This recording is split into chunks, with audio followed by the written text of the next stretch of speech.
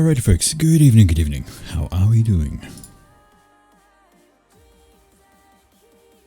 So, here we go, we are back again. We're here with another day of casting. Got a few games lined up, a couple of team games, 1v1 to go, and just some all-round general interesting action.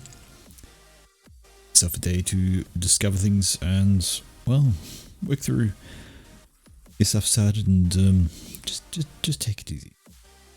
So it was a full-on casting stream on Monday. I think I gave you guys like over 3 hours of me yabbering on, commentating on games that were going, and yeah, you know, it was a bit of fun, but didn't really get to play much that night. I just found some very interesting things to cast, and that was okay because that happens sometimes and I get distracted. Sure, nobody minds. Anyway, for tonight we are going to start out. We have, on the very first game on the docket is, well, we're going to start one of the team games we mentioned, and this is going to go down on a map I haven't actually seen before, so whether it's a newish map or just a random one somebody's found, I don't know. Either way, it is called Nebula, and some numbers after that. Where is it? Nebula 418. So yeah, not seen this map before, but anyhow, this is pretty much an average Joe's game because some guys just around the middling of the ratings mark, and we have team 1 up the top here and team 2 down the bottom, which is agreed by on the map. And let's have a look-see.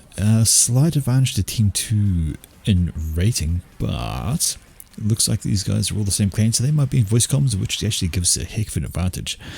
And we'll have a look into that shortly. Anyway, up here at the top, let's introduce people. Team 1 up on the front position, we have FMP Lamad, and he is one of the lowest rated players at 900. He's open first land as UEF. He is in lavender. Beside him at the other front spot is Yoji. He's grey. He's Cybran. He's first land. In the next possibly front spot might push out to the side, we have Nizer 89. He is bright red and he is Aeon. Look at that, first land. What a surprise. And back in the mid rear slot is Saruto. He's Aeon in pale blue and also going first land. And finally up in the rear slot it is Psycho. He's UEF, he's pink, and there's his first land opening and on the way to getting his Hydro. Their opponents today, not in the same clan. Over the front we have Butcher. He's yellow, he's UEF, his first land has got double adjacency with those massive extractors. Beside him on the front it is Arane. He's done exactly the same thing, UEF, although he's lime green, and he is double adjacency for his first land. And in one of the first back slot it is Verenashek. We've seen this guy before a few times. Haven't seen Butcher a few times before as well. But anyway, he's here from, he did first land with some adjacency and is working on a second air factory. In the mid-back slot it is Asus Pro. He's been on a few casts as well, so hello Asus, how you doing? And he's Seraphim, he's orange, he's got himself his first land. And finally, in the back slot it is Serenium, and he has gone Cybran. He is Vomit, yellow. Here's his land, there's a Hydro, and there's the air factory. So pretty consistent builds from these guys. You find and pop out, they chuck out a land factory, get double adjacency on that, and then move to Hydro and second factory. Most of the time is air. You've got air there, you've got air there, you've got another air factory there, another one playing there, and then the person who's skimping on that is a Mr. Butcher. Looks like he's planning to go land all day, and due to his power placement, he can't get extra adjacency for that factory. Well, he could double up here, but he's decided not to. And he is on his way. So let's have a look at the map. Now then, we have, really appear to be 4 lanes. We, if you want to call them that, kind of got the mid here, got a side pattern over here. This could probably be held by this section here, so the split is down that middle point there. And then on the far right, let's have a look at some of the reclaim. Well, there's a nice little star shape here, a nice web.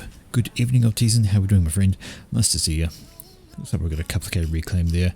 55k on the map overall, but it's kind of spread out all over the place, so I don't think there's a lot to properly fight over. There's quite a few rocks around these pyramids too. That's another 1,000 or so sitting around here ready to go. So yeah, a lot of small rocks in the web on the edge, and that's like 2.5k, so you really want to try and claim all that, especially the clump in the middle. And over here we have a drop coming up from Matisse, so he really wants to get some of that reclaim. Some more rocks on the side, so yeah, nice, well worth reclaim grabbing. It's just all over the place. Rocks have been dotted, ready to go. So those engines got dropped off. They are slapping down a point defense to stop things like this coming and ruining the day, which if they were paying a little more attention they probably would have. That's a bad place to stop. Exactly as a bomber comes over. A couple of kills for that guy, he's going to be happy. And these flares that are popped out to hunt engineers aren't hunting very well. We should have radar. They do have radar, there we go. So they're finally moving over to look at trying to kill off these guys. Question is, will they be able to with a bomber floating around? Well, that's the big question, isn't it? One engineer on the run. We have, that's a reclaim order on one flare. Might be able to get him. Reclaim that one. Reclaim. Oh no. Is that friendly fire? Did he just bomb out his own units? I'm not even sure if that's possible. Either way, those engineers are dead. That's an unfinished factory, and that's a spirit just having a nosy around the place. But these guys up here are going to be fine. They've got a radar, they've got a T1 PD, and they're going to get a factory up, and after all that is a commander in the vicinity. Now then, speaking of commanders, how are we doing on movements? Well, we see there's no commander at the left because Vrenishek has pushed his comm up this way. Looks like maybe he was planning to grab some rocks, but he's currently idle. And right up front is Butcher, so he's pushed all the way to that mass extractor, just grabbing that for a little bit of extra eco. Needs to survive for about 30 seconds to be profitable to itself. And up here we have in very close proximity, and I mean so close you can actually see it right on the edge of the firing range. There we go, there's finally a bit of a move to get that going, which means this energy here is going to die, if nothing else, to a Lobo. Lord. That is a 2/3 done point defense. That's going to see no action. Bomber flying overhead, grabbing himself a few extra kills and knocks out a couple of units there. You're going to move on back, but he should be aware of this upgrade coming his way. An upgraded commander, and that's just about done. 3/4 done. Won't be too far to go, and there's going to be a formidable force this early in the game because there is a complete lack of units to stop him. That bomber has got himself 7 kills now, 1-star vet, not doing so badly for himself. Doesn't really want to circle back this way, in fact doesn't really want to circle back anywhere because that's interceptors. And he's done for. Okay, on the right hand side a little bit of battle going on over here, so it's of course RNA's in the area with this comm. These units are simply just going to have to fall back. They can't voice it in the face of commander pressure. In fact there's a second commander over there, so you know. And hello, we do have a gun upgrade on the way for Nizar. This is Aeon, so it's just the range upgrade, no speed. Usually done on 2 parts. You see range and the speed done up depending on the forces. Now on the left there is a good little push out from Psychos. He's got enough units to deny this, and he kind of wants to move these guys back to clean this out before Vrenishek turns up with his comm. But it looks like he's not. He's actually travelled right on past, and yeah, units are still being produced from these factories. They're going to wander on out and stop right there out of range, but that's alright. Vrenishek is here and he'll just pick off these units one by one if they sit. So no problems for him on that front. We have a stealth upgrade as the first one for Cenarium. A curious decision, but it should help. And we see bombers flying over from him as well, looking to take down some of the units up here. Wouldn't do so bad to take out the NG. Oh, he's not even assisting. Doesn't matter. That's fine. Okay, but we're seeing pushing happening from a couple of different directions now, so yes indeed, Psycho did drop those units back and is looking like he should be able to knock off that factory there. That's an Ida shell landing in, and boom, there it goes. However, those units now under threat from a commander. Does have some other units as backup. We see T2 upgrade here for Butcher, so he wants to get down some PD to do some range denial. Not a bad idea when you have Aeon gun comms, because those guys have an annoyingly long range on what they've got. But this has been a push up into the mid from FMP.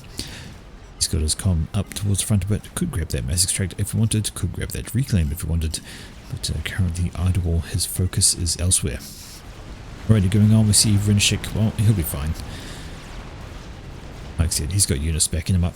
No dramas. On the right though, we have, well, this is 2 comms versus 1, so whilst Nizar has finished the range upgrade and almost finished the speed one, he'll turn into a annoying gun com, but yeah. I know he's got stealth, so it's going to be hard to see, and RNA is working towards T2, just about there. So it's going to be 2 versus 1, we'll need to be careful. This could be a small problem though. We have FMP pushing up with his com, and there's no com here to counter him because, of course, RNA's over here. And then we have another bit of a push here coming in from Yoji, whilst over here we have Butcher stuck on an upgrade, so that is commander and units versus just units. It's a fair number of units, and they should be able to thin out the numbers, but he's actually going to get through and do some damage, especially with this group here, so they've actually got the potential to push right on into the base. But having looked, the decision has been to fall back, which is maybe not an awful one. We do have a point of defense taking us some units, and it's going to be a bit of a squeeze going on here, so. Good evening, Rowie. Yes, I did. I popped those Pantheon casts on Monday stream. I usually do that on the Monday if there's been ones over the weekend. If you had more since then, since the weekends, let me know, and I'll see about writing them up for Friday's one. I don't have them scheduled here. But anyway, on the right hand side we see the double compression from RNA and Scenarium as made Nizar realise he needs to fall back, which yeah, really kind of does, especially as he has no radar. So one of the key things for Aeon is being able to see what you get to shoot at. So as you can see here, although the Aeon Guncom can shoot that far, he can only see this far. So without radar or the sensor upgrade, he's going to see nothing, and that's going to be causing issues. Anyway, let's double check back. So yep, enough forces from Butcher swung in to just make these guys shuffle back a bit, and Yoji needs to be a little careful. He doesn't want to push too far with this comp against all of that. He could die pretty good, and of course we see Butcher is pushing up as well, so that ain't so good. I'm hearing shooting, but I'm not seeing where. Really not seeing. Oh, there it is. No, no. That's strange. I could hear it, but I couldn't see it. Mind you, there's shooting going on all over the place. Right then. So, double com on the right have pushed Mr. Nizar out of this spot, and he's got not much in the way back up on the ground. If he can kite, he can keep out of range of these two comms and be alright. However, there is a gun comm from RNA, so it's going to be a very close kite he needs to try and sort out.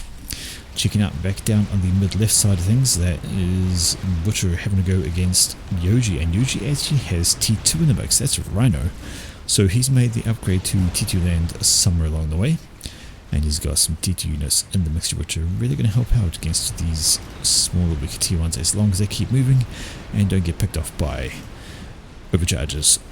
Evening Foodman, I'm doing okay. Feeling a wee bit under the weather due to an injury, but otherwise I'm okay. Not too bad. Alright, on the right we see T2PD going down from Mr. RNA, so he's wanting to get a hold on here.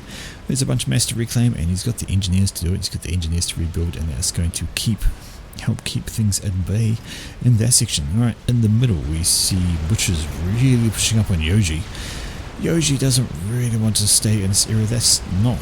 Well, he's got the gun upgrade on his commander as well, but at the moment he's focusing on taking out units, and as they thin out, the numbers get thinned out. You can see Butcher, that was a great overcharge. I think they picked up 4 or 5 units. That's a really good way to thin out the numbers, and Butcher's going to fall back because, well, he kind of has to. Throws down from flak because getting some concerns about air snipes, and may as well he should. That's a Mercy. That's ASF, so it appears that Saruto has made it into the T3 air game. He's got a few ASF out. He's got a Mercy sitting there just to be annoying, I'd wager. And a few bombers on the left coming over just to harass Psycho. They pretty much can be ignored. And they go for the commander. Not much doing. And Shield is up over here, getting some power to bolster that. And I imagine we'll see some more PD going down. Alright. Do we have counter T3 air? Well, we do. So we see Asus Pro has himself some ASS as well, so that is all well and good. RNA is going for a TAC missile on the comm. And you can see he's built the power, but it's not really doing much good when he's stalling building that TAC missile upgrade. We have a T2 upgrade going down for FMP, being assisted by Nizar. It's probably going to need it. Up here we see those T2 units from Yoji, and while they're going to do well against T1, they won't do well against the Guncom that has overcharge. And we also have some point defense in the area, so he doesn't want to really do that. We see a strat coming in from Asus Pro. The ASFs are tangling and distracting. Is it going to get some bombs off? Well, there goes one. What's going to kill? Ooh, 3 mass extractors. That's not a bad pick. That means they are just annoyingly spaced. It circles around. Is there going to be another bomb dropped off? No, there isn't. Still though, poor FMP. He has gone from 3. Were they all T2? Yes, they were. He's lost 3 T2 mass extractors from 1 bomb. That's annoying. Utterly annoying. On the left here we have units pushing up towards Psycho. He is getting swarmed by some T1 and some T2 point defense, which is under shield, helping to knock things out, so he's going to have some issues. Units around, they are focusing on the units at the moment. We have, looks like a Triad with a few kills. We have T1 PD, which dies pretty much straight away, and looks like Varenchik is running out of units, so he's not going to be able to keep pushing that position. Although Psycho is hanging around. I don't know if he's got enough to take down that. There is more PD going up. Checking out on the right hand side, this was a little bit of a push from RNA, whether that was just some distracting units to try and stop this happening. Well, it hasn't worked because they have carried on. On the mid to left side we see Butcher still loitering with his comm. The units have to drop back from Yoji, who is gone. Where's his commander? There it is. So he's decided he's had enough. He's wandering back to the base. He's going to let the units do the work. And what happened there? Was that the TAC missile from RNA? I think it might have been actually. Because remember, he did build a TAC launcher on his comm, so he may well have launched and knocked out the other remaining mass extractor for poor old FMP. Getting a bit picked on there. First the bomber, then TAC missiles. Honestly, so rude. But speaking of attacks, we see the mobile launchers are out for Yoji. Those are going to be a pain in the neck. And up here we have, well, looks like Psycho has had to abandon this particular spot on the map. Just too many units coming in, and with being within range of the T2PD means that yeah, the position has become untenable. I imagine he wanted to try and keep that because of the mass extractor, but he's been pushed back, right back. That is all she wrote. Up here on the right hand side though, that's a bit of a hold here for FMP. So he's got units up front, he's got some engineers doing, or an engineer doing some reclaim, which he desperately needs whilst he tries to rebuild his mass extractors up here. Gonna say at this point, I would probably consider control K-ing that, personally. I consider control K-ing that just so I can rebuild the mixes a little bit faster and get some upgrades going and then get better adjacency, because he's got 2 factories over here that could be used, and in fact that one's going to T2, so that's not even his main factory. Control K, reclaim, focus on your mass extractors and that. Right, I hear a TAC defense, there it is, and it is shooting against the mobile launchers here from Nizar, so a bit of reverse pressure coming back. We see, there we go, that's one of those TAC missiles we talked about, and I think it's going to be going for here. That's presuming the missile doesn't impact on the ground. Apparently it did, I think. Unless was it... there we go. Sorry, I take that back. It was some DMD put up by Mr. FMB because he's going to need it. Doesn't want to receive any more TAC attacks. Right, over here we see, well, units just simply pushing up onto a shield and a solo NG. Yep, your shield really helps absorb damage, but nothing firing back means it dies, and down goes the mass extractor too. We have some units countering back in from Butcher. They are a T1, however, and this has a bunch of T2 in the mix, so they should win out against that.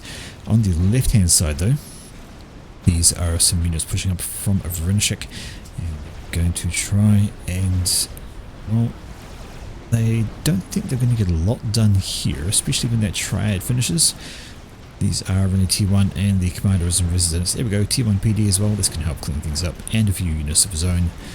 Yeah, we're not going to see much more success out of that.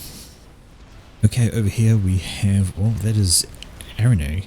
He's pushing up with his comm, using him to tank up the damage whilst the point defense get thrown down, and the Triad is shooting at the wrong thing.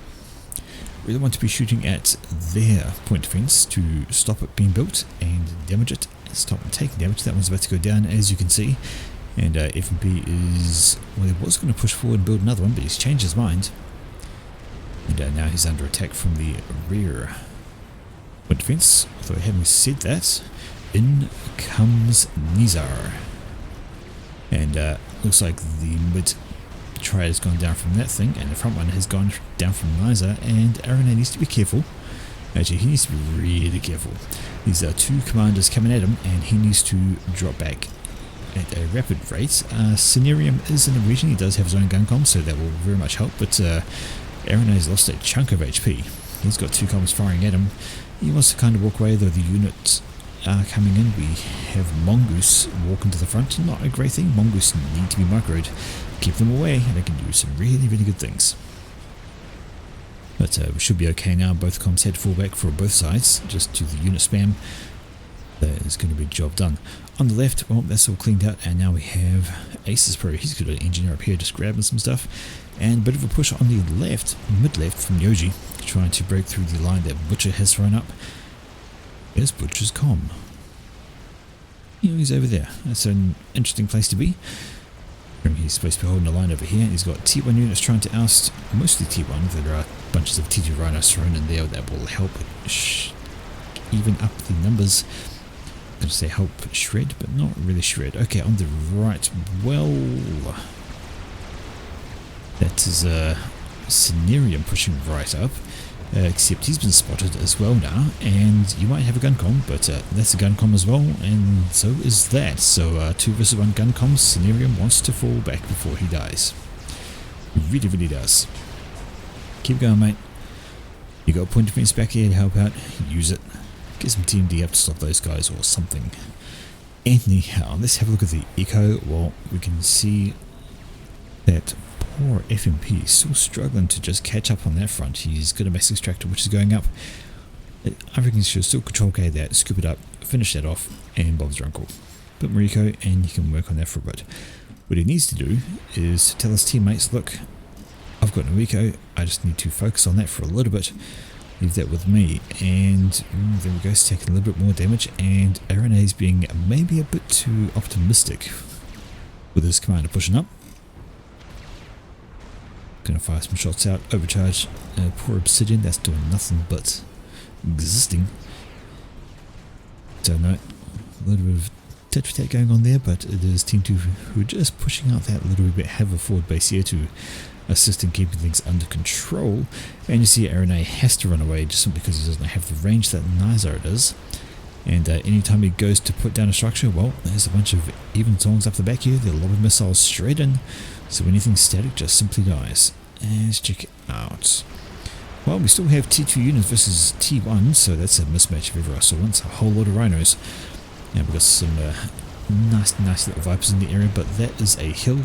And, well, hey, cyber units don't do very good against hills. Checking out down here, we have more tech launchers, so they're firing out. We do have a couple of TMD in the area, but not enough to stop the missiles reaching. And whoopsie, oh dear, Nizar finds himself caught out from Arena. That's an interesting pick. Totally missed that. I thought Nizar had the advantage. He had a better comm, he had support from FMP and units. That's a tech launch. Oh no. Is that what Arena did to Nizar? Did he point blank tech hit Nizar from his comm? That would be a change of it. Now he's in a little bit of trouble himself. He has got 8,000 hit points, so he's not too bad off. He has got point of things back here to assist, so I think he'll be okay. These are T2 units, but I reckon the support will do him okay. As a gun comm, is quite healthy. That's another rank invest. He's now got 14,000 hit points. He'll be fine. He'll be absolutely fine. Checking out on the left, this is kind of hilarious. We do have these triads adamantly trying to kill this one engineer who is quite safe behind that tiny wee cropping of land. So, see the shells coming in, just having a great time doing that. I don't get why these guys haven't picked them up on their way in, like they roll it in, lob some missiles over, they kill them off. I hear bombers, and there they are, they're up here from Arene trying to help him out. And he's throwing down another shield, which is not a bad idea. It's about that time you want to stop running around with your comb, especially when there's T3 on the ground. So loyalists are from Yoji, and they are looking to join this push over here on the left. Well, do we have T3? We do. That's Titans for Butcher. I think he's going to want to skip the Titan phase and go straight to Percival's. Though having said that, there's quite a number of Medusa. And as you all know, Medusa are rather annoying. Steep hills indeed. Ground is not that flat. Uh-oh. It's Bam GM. Good evening, Bam. Welcome to my stream, and welcome, Bam viewers. I'm just about on the opposite side of the world from Mr. Bam. If I understand rightly, he is from Russia. I'm from New Zealand, so it couldn't be much different. 8:30 at night for me. How are we doing today? Alrighty. Where were we? Well, we've got two commanders up here. They're just chilling out and getting some repair work done on Arene, who's now getting T3 on his comms. So he'll be able to slap down some Ravagers, and that's going to be a really bad time if he does that. Gets a bit of a creep going on this way. It's going to roll right into the base. But this is a worryingly sized army from Yoji. I think the presence of Titans does cause a bit of a small concern, but he's got way more loyalists out of that. And where is he? Oh, there's Butcher. He's going to want to be careful because that's a lot, and I think we're going to find the Titans are going to melt in the face of that. Walking forward with an overcharge picks out 3 of those loyalists, so that is not a bad pickup there. And that is a good way to slow down the forces of thine enemies. With an overcharge to kill a whole bunch. And yep, with the supporting units coming on over this way, Yoji thinks, I'm going to drop back there. I didn't plan on losing that many Titans. Sorry, losing that many loyalists, even though it was only Titans facing him, he thought, but there was a commander. Fun. Right. Give me one moment, sorry. But we are good. Okay, sorry, one moment folks, I just need to pause here. I will be absolutely right back. Sorry, just have a door knocker.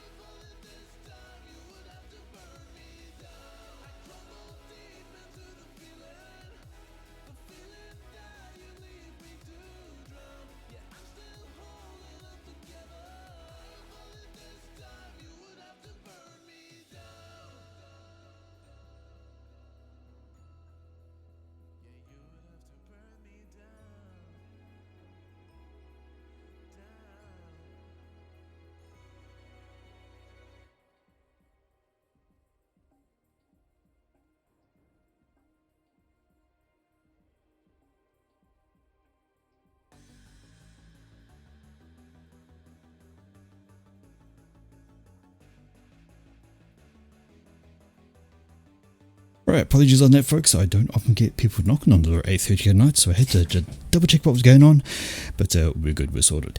Back into it, and no, not TF2 alert sounds.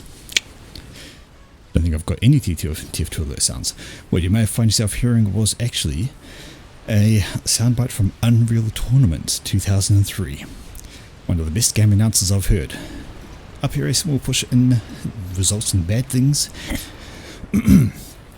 Excuse me, because you have a pair of gun commanders, so anything short of T3 is not going to do well against these guys.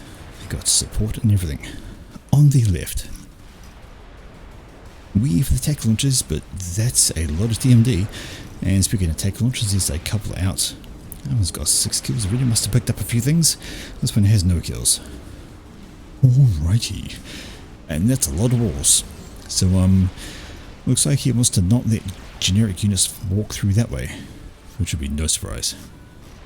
Going all the way back is Psycho, who he's returning to base. He's going to leave these here, and Aces Pro. Well, well, well. That's our first experimental of the day. And it's Monkey Lord. No surprise there, I should guess. Aces Pro has been a little quiet. He's been in the air game not too bad. So he's got himself up a good thing there, but of course you need most of the energy for producing air. You do need some mass, but not as much, so air player getting too experimental is not a bad idea at all. Monkey is on the move. Now then, question is which way is it going to go? This is ballsy from Butcher. He must know how many units are here, right? Well, yes he does, and he's still moving his comm into them. I guess as long as they keep falling back, he'll be fine. He's got units nearby which can charge on in and support him if need be. I think he is knowing exactly what he's doing, just trying to thin out the numbers a bit with his comm to take things down. Here comes the push, and you see he's already dropping back. Didn't quite get baited into it fully, but we have units pushing out on the left again. And we have the scouts coming over. Will they see the Monkey Lord and ping it out? Well, if they're paying attention, they'll see it. It's a big orange dot. Big orange dot. Now we probably won't. We haven't seen any in-game comms from these guys, so we haven't seen pings. We haven't seen text. So I'm going to imagine that they are certainly in a voice chat. So I'm sure somebody said Monkey Lord, because it is on the way. Tech missiles coming over here, and well, that's an interesting idea. By using the double tech launches means a single TMD isn't going to stop them from killing stuff, because you know that's exactly what they did. And did I see starting nuke? I did. So that's the good old Billy nuke getting planned on from Mr. Arane, and that's going to cause issues. Dear oh dear, we all love a Billy nuke. Well, having said that, we don't all love a Billy nuke, but the people who use it certainly love it. A lot of resources though. It requires a lot for the recharge. Okie dokie, where's that monkey? Well, they're stomping up on the right. They have Omni. And there's a ping there, so yep. Might have single TMD, but when you got double tech launches having a go, it's when you want your TMD in front of your mixes to give them a chance to shoot down the two. And well, these two guys are still having a go at this engineer, who is quite happily sitting there doing absolutely nothing. Wonder if that's going to go for like an entire game. Alright, Butcher's trying to grab shield on his comm. He says, I have no E. It's like, well, you got a T3 Gen. I see you trying to do an SMD, so worried about nuke, and worried about a sniper attempt on the comm, or just wanting to beef him up some, which is always a good idea. We have this large squad of units moving over to the right. I'm guessing they're trying to counter the monkey. But T1, T2 units, you need an absolute massive swarm of to take care of things. And, well, they don't really have that. Now, FMP needs to be careful. I think he wants to retreat a bit more. There's a counter monkey going up. Well, it's only just started though, so that's not really going to be all that good. What have they got to stop a monkey? They've got air. There's some courses being popped out, but resistance going on there, and here comes the monkey. And it's time to either run away or swarm it. Just down here from Yoji, sticking to their task. They're holding a line down here, which they kind of have to, because if they run away, that leaves a giant army from Butcher ready to push on through. But here we see the units from Psycho are retasked to go around, and it's monkey time. Looks like FMP is leaving a little bit too late and getting caught on an engineer. So sometimes the pathfinding is just not great, and that might be a problem, because that has let the monkey get dangerously close. The Corsaires are in trying to do their sniping thing. That's a lot of missing. We do have a brick in as well, but it's not too far away from FMP. In fact, I think we're going to see that laser switch on him any time now. Down into the red though. Ooh, it's going to be close. Overcharge, overcharge. Do you have it? You do. Use it. Use it. Oh dear. Oh dear. Well, let's call that a mutual KO. But either way, we have a dead commander with a dead monkey lord. Another one being built here though. And now they have a wreck with all the mass required to finish that off. Get the engineer over here, get some reclaim going and get the willpower on that and we shall be golden. But it has left a gaping hole over here that needs to be plugged somehow. And we have units pushing up around the back from Serenium as well.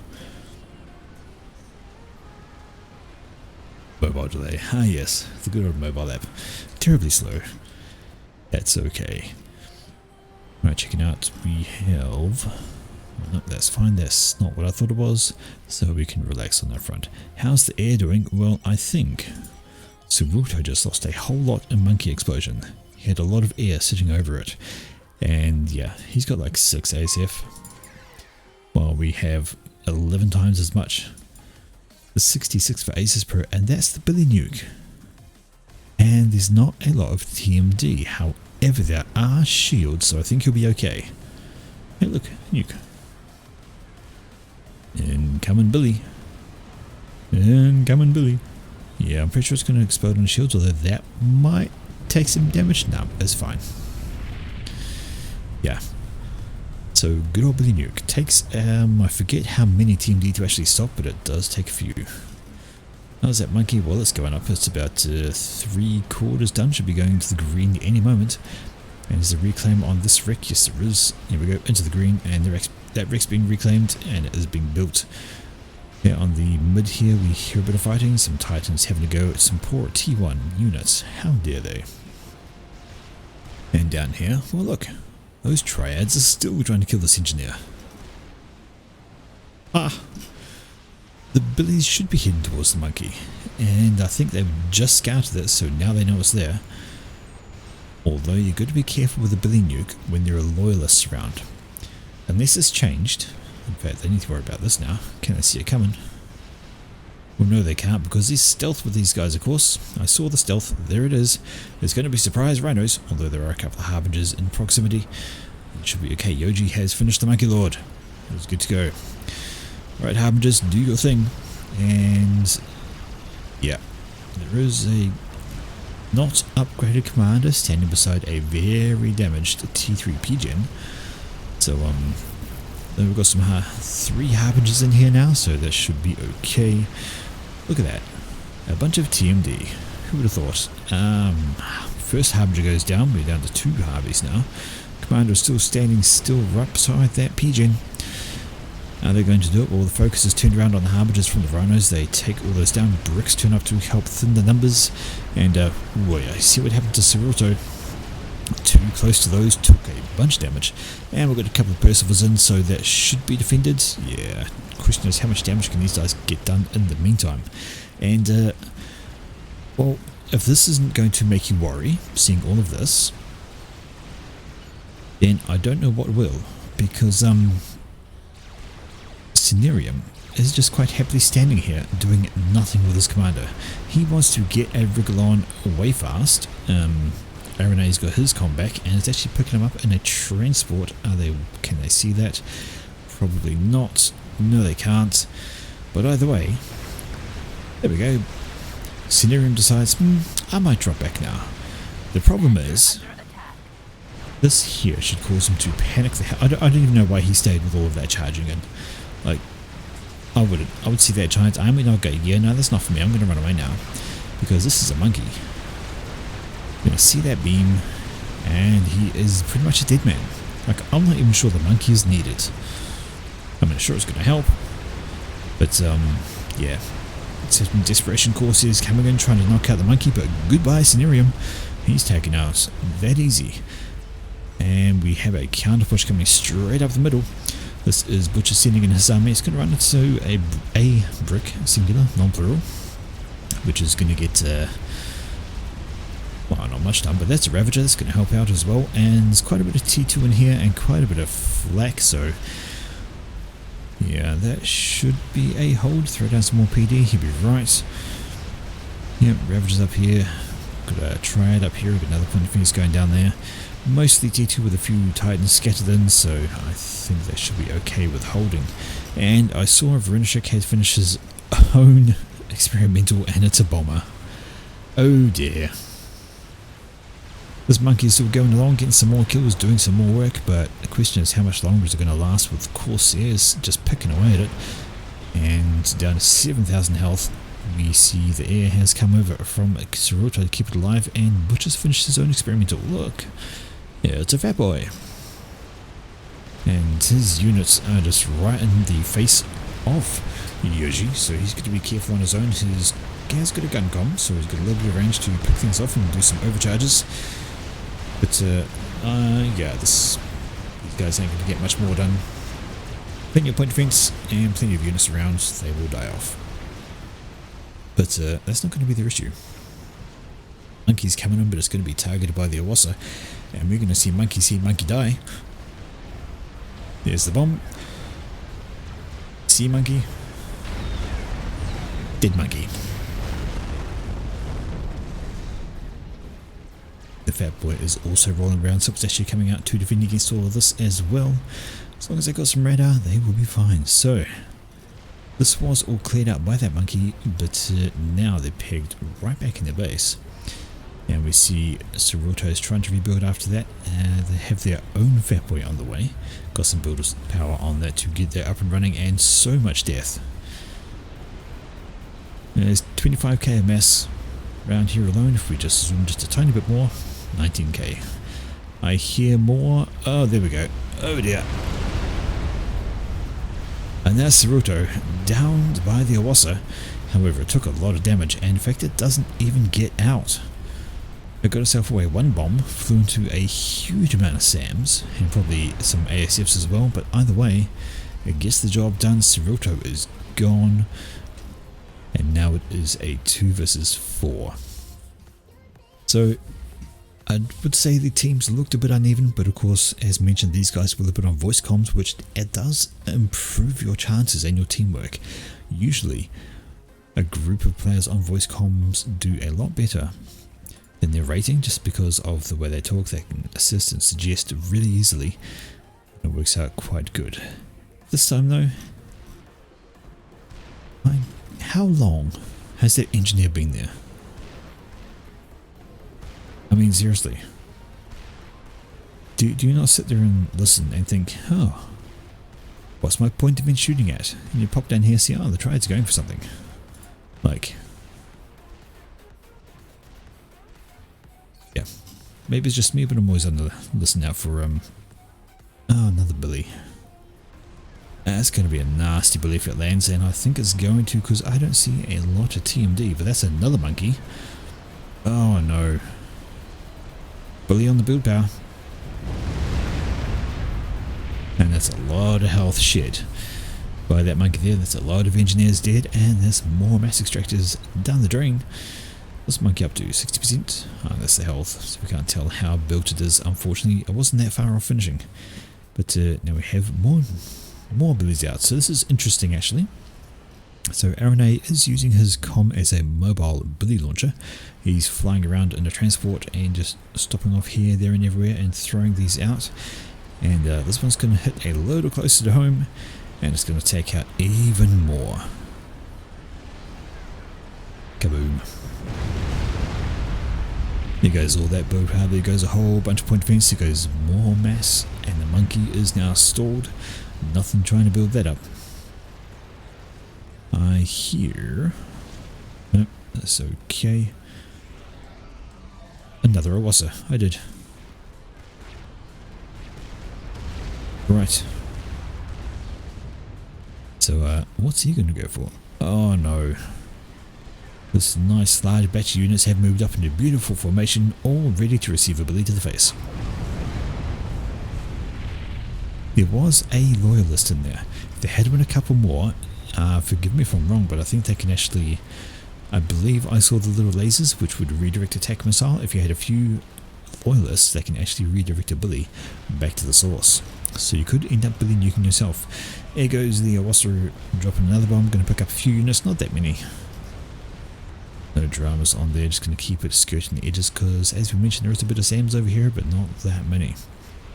How's that monkey doing? Well, it's actually almost complete if judging by that bar, but it's going to be half dead already by the time it does. And that's another Awassa. So there's two Awassas. Here's a Billy Nuke. There's a Fat Boy and another Fat Boy versus a monkey and a monkey that's going to be half dead. Yep, I think we're looking at the end of the game there. Not a lot that Team 1 can do about it now. So a few moments that I think might have made things slightly different. Okay, I see what he's in. So it only goes in a direct line, so if he was sitting under a hill, well, he's not. The attack would have made it. I've got to redirect it directly back, and there's the cheesy T1 bomber spam coming in. Following on from the, they're taking out the TMD.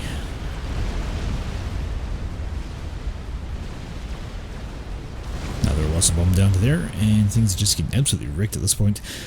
There's not a lot left they can do. Yoji has evacuated his comm up that way, and Psycho's in the same region that if Awassa did come over, try to kill them. Did some damage, did not get them down, plenty of anti-air which took it out rather quickly. But now they have Fat Boy problems. They do have a spider in the area, good old little monkey lord. Gonna see if we can shoot up some units and then chase that down, but we have, well, still good Awassa floating around there. And the engineer lives. Look at that little guy.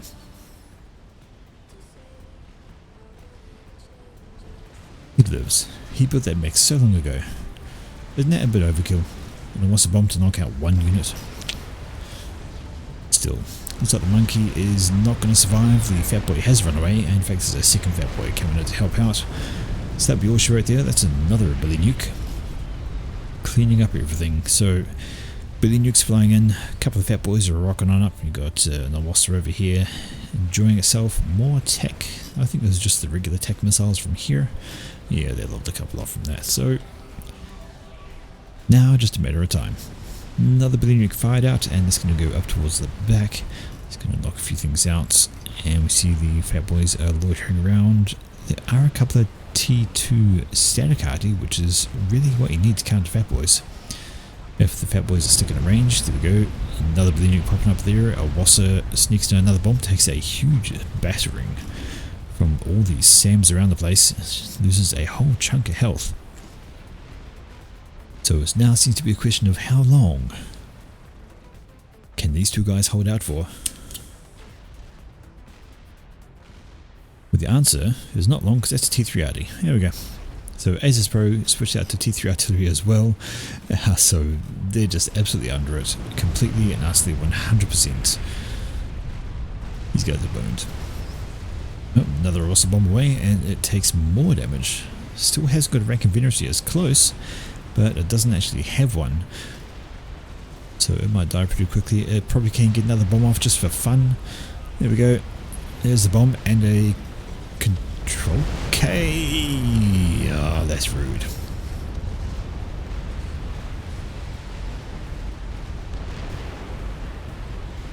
I believe that was a timed Control K from the Awassa, because it still had health when it died, and I'm going to be honest, I've used the same tactic myself. You get it in, you drop the bomb, you have the instant Control K. Yeah, T4 Mercy, basically. You can have the instant Control K rather than the 5-second countdown. You drop the bomb, I think he waits like half a second, then hit the Control K, and the Awassa will land where the bomb does. So the bomb goes in, takes out shields, does some damage, and then the wreck lands on the commander, and that's all she wrote there. But, you know, another Billy Nuke coming in. We had T3 arty flying over. I don't think. Let's just watch this.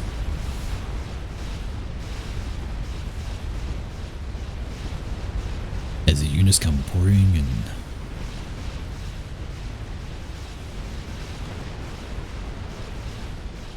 See the T1 bombs getting shot down out of the air by the anti-aircraft fire. You can see the Fat Boy shells just arcing over, destroying everything else.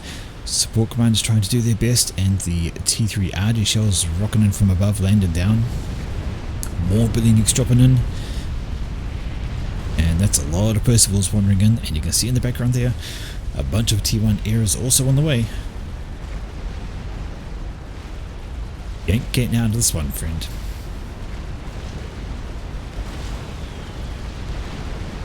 Bombs away!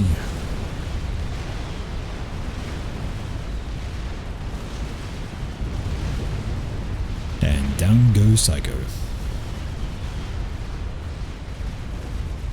Finished off by Aces Pro, so I'm going to say one of those T3 shells landed, T3 RD shells landed and been done. Don't worry about that, DC goes right to the end of the game.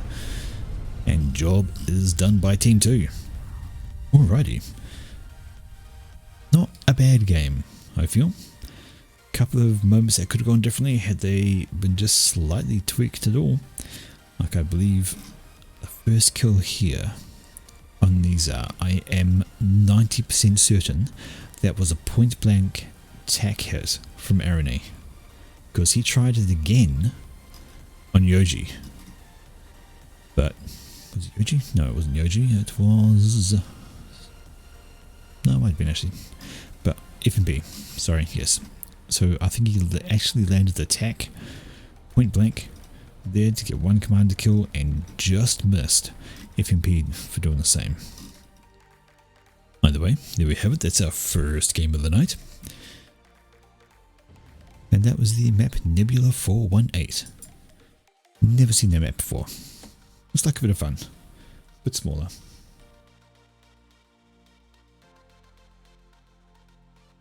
But anyway, let us move on to the next game. And we have the 1v1 game I have planned to cast. I had a slightly different one, but no, apparently this is the one I got lined up. Alrighty. So, we have seen this map before, had a couple of slightly lower rate people having a go on it, but today we are facing off with, in the top, it is Armor 473. He is on the red team, so it's a ladder match for the individual point system, and he is Seraphim, and today he is facing off against a Nil who is gone Cybran, and Armor's actually giving up about 250 rating points, so he is lower on the ladder ranking, and we can see he is grabbing his first land factory, grabbing that double adjacency from the mace extractors and slapping down a single pigeon just because the Hydra he feels is a little bit far away. That's okay, that's his choice. Conversely, down here we see that Nil is not got a pigeon plan, so he's going to do the Hydra rush. Personally, I think it's close enough. Yeah, so Billies, they use a lot of resources, but they can be very good for thinning out groups, doing a lot of damage, and they're also good for panic value. Like, the explosion comes in and people start panicking a little bit. They think, Billy, and start thinking about putting down a whole lot of attack missile defense. But anyhow, Nil has an air factory planned here, so it looks like Hydro, a few pigeons and an air factory. Firstly, we have a similar situation, but just the one pigeon. Curious, into air factory for Armor. Okay, so not a heck of a lot of reclaim on this map. There's only 12,000 spread out across pretty much everywhere. Are a few larger rocks in the water to go grab, so that's a good set there. That's about a T2 mix with a reclaim to grab. Is all good. Right, so standard expansion slots. I say standard, isn't really any kind of a standard. You got these 3 mass extractors here, you got these 4 over here which are a bit further away, and you do have 3 here, but you have to go the long way around to get to them. So you can look at trying to wall off this section so units can't get past, or at least give them a spot to get in, and then deny with the point defense. But that's all good. And of course we do have rocks around for the reclaim up on this little plateau, but there's rocks everywhere. So, here we go. Picking up here, we see the air factory is in good swing for both players. Bit more build power at the back for armor, however that's going up pretty quickly from nil as well. I don't think there'll be much of an air advantage either way. And still no combat units. Nope, so armor is just engineers for now. And you see he's got 3 more factories planned with the extra adjacency. So this is, well, it's not an awful idea. It's that T1AA smack dab in the middle. It's not an awful idea. You get double adjacency from all of the mass extractors. You won't be able to put as many mixes around, capping them once you've gotten to T2, so you'll miss out on that income, but that's countered by the reduced cost of engineer production. So if we actually go into it, and you see here, normally it is -4 mass per tick for an engineer, but when you have double mass extractor adjacency, we have to wait for another one to start getting produced. You see it's only -3, so he's actually using 75% less mass by having the double adjacency through those mass extractors. The math is probably a little bit different than that, but visually that's what you see. Alright, so these guys have gone for first bomber each, and maybe this one could come over here and kill that guy. That'd be a good pause on that expansion if he did so. Alright, we see there is a scout coming out from armor as well, so bomber with scout, find your enemies and bomb them. We see one poor hapless engineer over here is going to discover what happens when a bomber flies overhead and drops bombs on your noggin. You die. Poor little NG. Though we do have an interceptor out from armor. Question is it going to go in the correct direction? And speaking of bombs, this one is going to go for a unit using DD. There's the bomb. There's the Mantis. Oof. 250 damage from that bomb. The Mantis survives, but barely. Alright, Mole is pushed on up. Is the bomb going to change targets or finish off the Mantis? Well, no, it's not. And is that bomber going to redirect for the engineer down here? Would not be an awful idea because, yeah, he hasn't finished his build. And there we go. Here comes the bomber. It's going to deny this expansion, which will be really annoying. There's a lot of buildings planned. There's the bombs out. There's the engineer down. And that is the end of that. In the middle we see armor has pushed right up with this commander. I wonder if he was planning to go for these rocks here, which have already gone thanks to this engineer having claimed a whole bunch of them. Well, with this weight and gold up here we have the bomber still plonking around, and that really hurt Mantis is going to help finish off the mass extractors. Job done. Alrighty. We see a small raid on, well, a single Mantis raid on the right. Perhaps they're going to try and stop an engineer from claiming this hydro. And there's going to be a Tham popping over here. If that's not a cloaked mole, so it's gonna die. And coming. Pop. Alright, commander versus commander in the mid. They're both having a walk on up, although it looks like that's the mother of all manual reclaims. Check it out. Gonna watch armor go slip. And in fact we have the same thing from nil. So armor's gonna get more of the rocks, and now it's time to walk away. On the side over here, well, everything died and that bomber still got overhead. Kills another unit, so it's a 4-kill bomber. With this weight, and especially with the time that is stopping an engineer going out there for that expansion. One Mantis killing the wrong thing. If he killed off the engineer, that would have been great, down to 29 hit points. Missed opportunity. But we have more units coming on up from nil, so a bit more of a push up the list again. These guys will consolidate into one force. He won't get anywhere, and in fact we have that point defense finished, so there's approximately 0 in that group, so that will be able to hold off for a very long time. There we go, a couple of kills already. Easy as that. One solo Mantis sneaking up this way, and it's going to whittle away at this mass extractor. The question is, will it get finish its job in time? Well, I don't think so. A couple of Thams rolling in, and even a commander in the area, but that's okay. Not needed. Up here, a Mantis has snuck up onto the top and is going to knock out the engineers in time. No, saved by a bomber. However, These guys down here have done a job on that. Don't see a dead engineer over this way. Oh, there it is. So it was coming down to do the mass extractor, then the hydro maybe, but it has died either way. Engineer drop from armor. Where's he taking those? Well, he's going for the right expansion. He reckons he's got it because he's got some forces there holding. And why not? Might as well go for it. You got the transport. Looks like you got the hold. Get some extra eco. But do have a bit of a run by on the left over here from Nil. He's got 4 Mantis ready to swoop around. They could come back and make short work of that mass extractor. And maybe that one if these guys keep going around instead of over. Another drop from Endries. They are pushing down here by the look of it. There's units there. They're holding out. And a defending bomber comes along and blumps out those guys. Job done. T2 upgrade on the way for armor. He's getting just a little bit extra on his comm. Ain't a bad idea. And speaking of tech, do we have anything on the ground? Well, no. Oh, here we go. So that is a T2 upgrade. How close is that? Well, it's just started. 10 to 12%. And there we go. These guys have reached their destination. And I believe we're going to see the death of a couple of mass extractors. Nothing to stop them. Down those go. Now then, do we have tech up here? I don't see any upgrades. Nope. Nope and nope. So no tech upgrades on there, and that's a bad place to land your inties, Nil. They get absolutely demolished while on the ground. And speaking of ground, we have another push coming up. You've got units. I don't know if air was the right call, but there is a factory. There are some units over here to help out. Engineers trying to spam up some anti-air. I'm guessing that was a pre-planned build.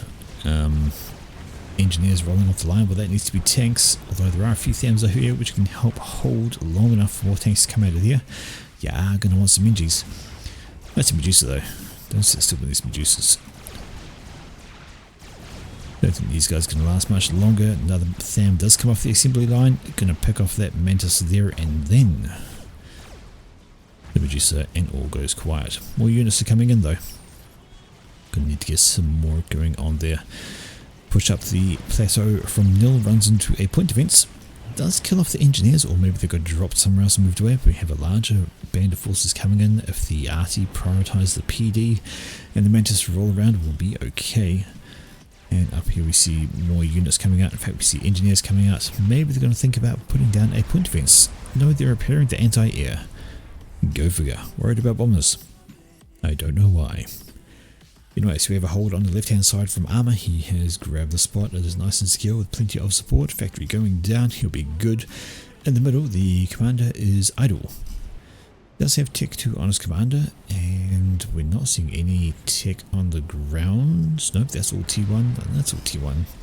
So any tech on the ground is going to belong to Mr. Nil. He has finished T2 factory here. He has probably got some engineers out somewhere working on T2 power perhaps. No, maybe not. That was a successful raid from armor up here by the look of it. So the max directors are dead. The engineers are dead. No rebuild there. And but it's finally been cleared out, and engineers dropped by Nil just to get them up there quicker. Right, on the right hand side, this spot is being contested. Some static thams from armor going to get swarmed by these guys. Not going to get a lot more done. And look at that, anti-air defense has killed a couple of scouts. But superior numbers and reinforcements coming in all the time. This spot probably isn't going to last much longer. And indeed, these units are in the region, and they can start picking off these engines here, so there'll be no more factories. And yeah, more engines rolling off the line, just going to die. There's a tham, but that factory won't be long for this world, one would imagine. Here comes a bomber. How many can you get in the one pass? 4. 4 kills, 4 Mantis, 1 pass. Nasty. On the left hand side, mid, we see a attempt to push through by armor, but these units get caught in the midst of a bunch of Mantis and just get absolutely shredded. Nothing doing there. More units popping up. It's the reinforcements. Factory is almost down, and once that's gone, that is all she's going to write, because there'll be no more units to support that. There was a bomb around somewhere, but I think it's been wiped out by some anti-air. In anti-air, one rolls off the assembly line. No good. Factory dies. Mobile AA dies, and that position can now change control over to nil, so he gets himself an extra little expansion there, but he's been behind because of that. Both these side points have been controlled by armor, so he's had a reasonable amount of extra income. He's 2k ahead in total at the moment, and now we see a gun upgrade. The way of the command, that won't be too slow because he has T2 on the unit as well. You can see it's actually going up pretty darn quickly, and that will be very handy for helping hold this mid, especially with T2 rolling in. Get some overcharge, get rid of the T2, and that will help thin out numbers greatly. Alright, still sticking with the T2 units out of there from nil. And we have T2 air, well no, that's T1, that's T1. Do we have a tech shift yet? Well, there we go. So we do have a T2 land factory for armor as well. So we will expect to see Ushivas come rolling out of there. These guys on the left are pushing away, maybe trying to draw these units in, but they're going to push into point defense and a countering army, so I don't believe they're going to get much done. In the middle, that's kind of a biggish force, and you want to overcharge these guys pronto. Do you even have access to overcharge? Well, no, you don't. You want, if you're going to have a gun combo, you want to change that very, very quickly. So the T2 units will take a while to take down. It's actually not a small amount of potential damage here. You've got a bunch of Medusas in the mix, and those will kill off. Oh dear. If they primary that down, that's going to be a dead P-Gen. In fact, there it goes. So that's a bit of a loss. So armor drops down in power production. How's that affect him? Ah, he's okay. Must have a spare back in his base. Or just a lot of T1 P-Gens. Not seeing a T2. But that's okay. So Commander, look at that. Just from these units alone, you drop down half health. There we go, we saw the overcharge, so we did build a storage, and that helps clean up there. But we have a push coming up the side. From nil, he has moved on. At some point he moved on the plateau and killed everything. Some engineers have been dropped to reclaim that and rebuild stuff, but as mentioned, those Medusas loiter to kill off the point defense and send the units around the edge, and they kill everything else. Alrighty, and things go quiet. Nil has claimed himself out this side expansion. Got some T1 mix on there. Down here we are seeing, still just with the T2, T1 air, T2 land factory is popping out units. I imagine we'll see this one decide to swap out to T3 not too distant future. Once you have the T2 support factories, that one can continue popping out units while you get a slow upgrade going on there. Okay, speaking of tech, now where are the Ilshis? Oh no, that's just an engineer, and that's a power generator, so no Ilshivas and units have rocked right around to the base. So a couple of mantis are here just picking off engineers, and that's not going to be fun. Alright, now they get a start on some power generators, and once that explodes, as long as they're not too close, they should be okay. But we have more units rolling in. Nothing to stop them, and some rather exposed energy storage. So if these goes down, that won't be good. Bomber is over here trying to stop things, trying to stall this push in. There are 3 mantis doing nothing. Get them in, kill the energy storage. Bombers overhead are missing a trick there. There's plenty of things they could be doing. There's no shiver. Alright, mantis move in. Is that a good bomb? That's a good bomb. I think that's 4 kills for one of them. In fact, that thing's up to 7 kills. 7 kills for that T1 bomber, and now we have a T2PD. So, yep, that's going to help out there. In the middle, though, ooh, armor, you need to be very careful. That's a half-dead com, and not a lot to show for it. Does have a single rank of veterancy, but is getting pushed by a bunch of T1 units, and does want to be careful about standing still. There are a bunch of Medusa in there. Has a few T1 units of his own in the area to help assist, and I think he's going to need them, or he could be facing a really, really bad time. He's going to want to pick his overcharges rather than that auto, and that will be the next target I'll go for. Take out the Rhino. That will soak up so much damage, but looks like has nil missed a trick. he must know he's there, right? So that's just a push off to the left, wanting to take out some eco instead, perhaps. But Armor did take a fair amount of damage out of all of that. 6,000 hit points left, and that's after getting 2 ranks of veterancy since that fight started. So he did take a fair bit of damage. Right on the ground we see another little push up the plateau, and engineers just ripe for the slaughter. Got all these mantis sitting around ready to kill stuff, and kill stuff they do pretty darn well. That is PD, that's going to clean things out. But that's a rhino. It's going to take a bit longer to kill. Although T1 point defense is pretty good on the DPS side of things, so it comes in, finishes off all the engineers, starts to work on an interceptor, and then dies to PD. Job done. That little push up this way did actually work. The point defense is down, we have a few mantis and a couple of medusas left, so that stuff's not going to last too much longer. But over the side we have Ilshivas. We've got a couple of T2 support factories, they're popping out Ilshis. That'll be all she wrote. Engineers are plonked out from a factory right on Armor's doorstep. We noticed there, maybe he should think about sending these guys over to take care of it. Well, I guess he's worried about this push in, so he has to keep the units, the Ilshivas on this side. Ooh, that's actually an under threat location because of these. They've got the range to kill the point defense, and range they will. But Ilshivas are very strong units, and just look at the health fall off that rhino. They're very good at what they do. Okay, we have had the Medusa spotted. There's radar put down, which will absolutely help. Go kill. Let's check out things. Well, we have another breach up the section here. So those guys finished off what they were doing there, have moved up this way, and they're going to attack at a couple of T2 mass extractors. That's never fun. Well, it's never fun for the person losing them, it's a great amount of fun for the person killing. But speaking of pushes, we had a little bit of a counter push going down here from Armor, taking out a few mass extractors, but these Ilchis are probably not going to last against a superior number of rhinos.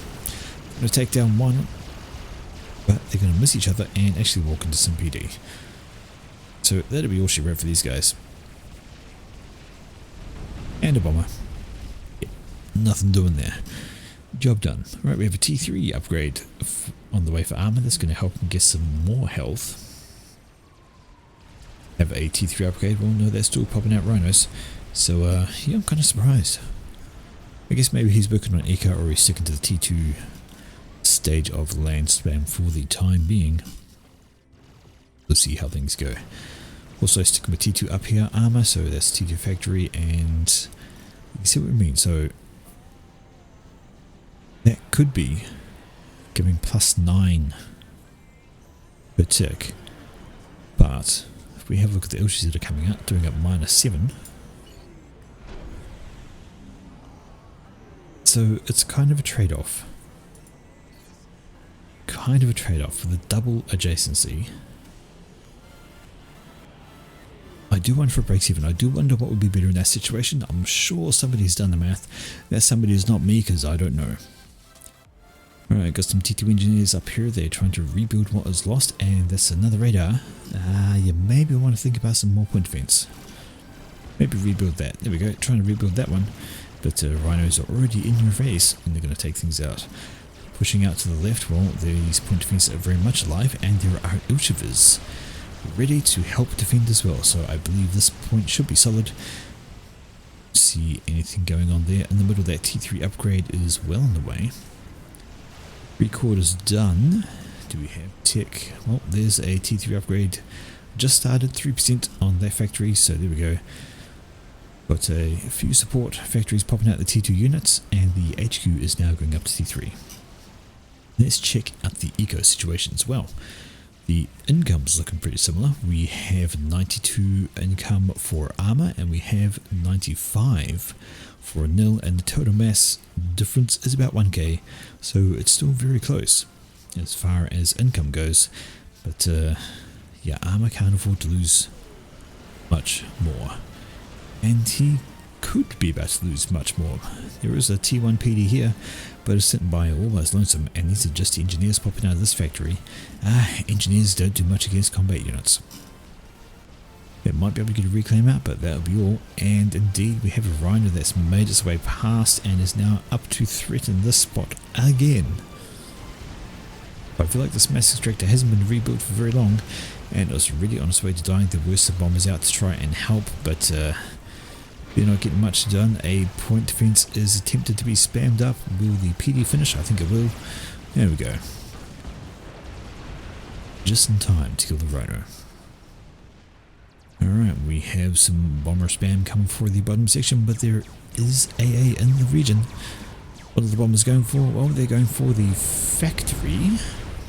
They do a reasonable amount of damage. There were 4 of them, but they go down for net gain of nothing killed.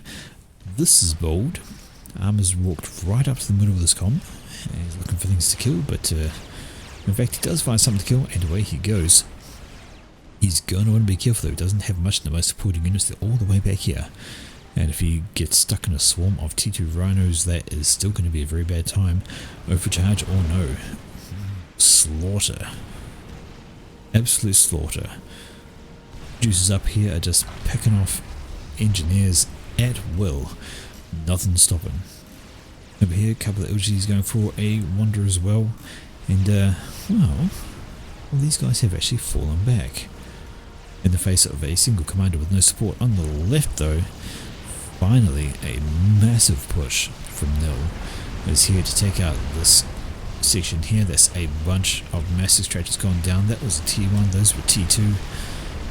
So 2 T2 mechs and a couple of T1 and the build power. So the factories are gone. Everything is absolutely done for on that side, and it has done some pretty bad things to Arm's Eco. Is actually dropped now, looks like he's dropped down to 65. Yes, he has, whilst Nil has actually gone up to 115, so he is nearing 2-to-1 kind of ratios. Oh dear, and how's this T3? Well, that is 94% done, and that ain't bad. Oh, what's this? So, I see. Armor has slapped T3 on his comm, started the chicken build with the commander, and is finishing off with T1 engineers. Is Nil aware of this? Well, no, he's not. He doesn't even have radar covering the spot, so he's really going to want to think about scouting there. Well, he's got a couple of inties floating around. He's got a scout sitting around there. It looks like a drop coming over here. Maybe he wants to try and get the mass, but he's going to need to be careful. It's abounds, and they will hold it happily. If you, as a Rhino's being pushed over to help reinforce, I don't. But this, that's a 25% done chicken.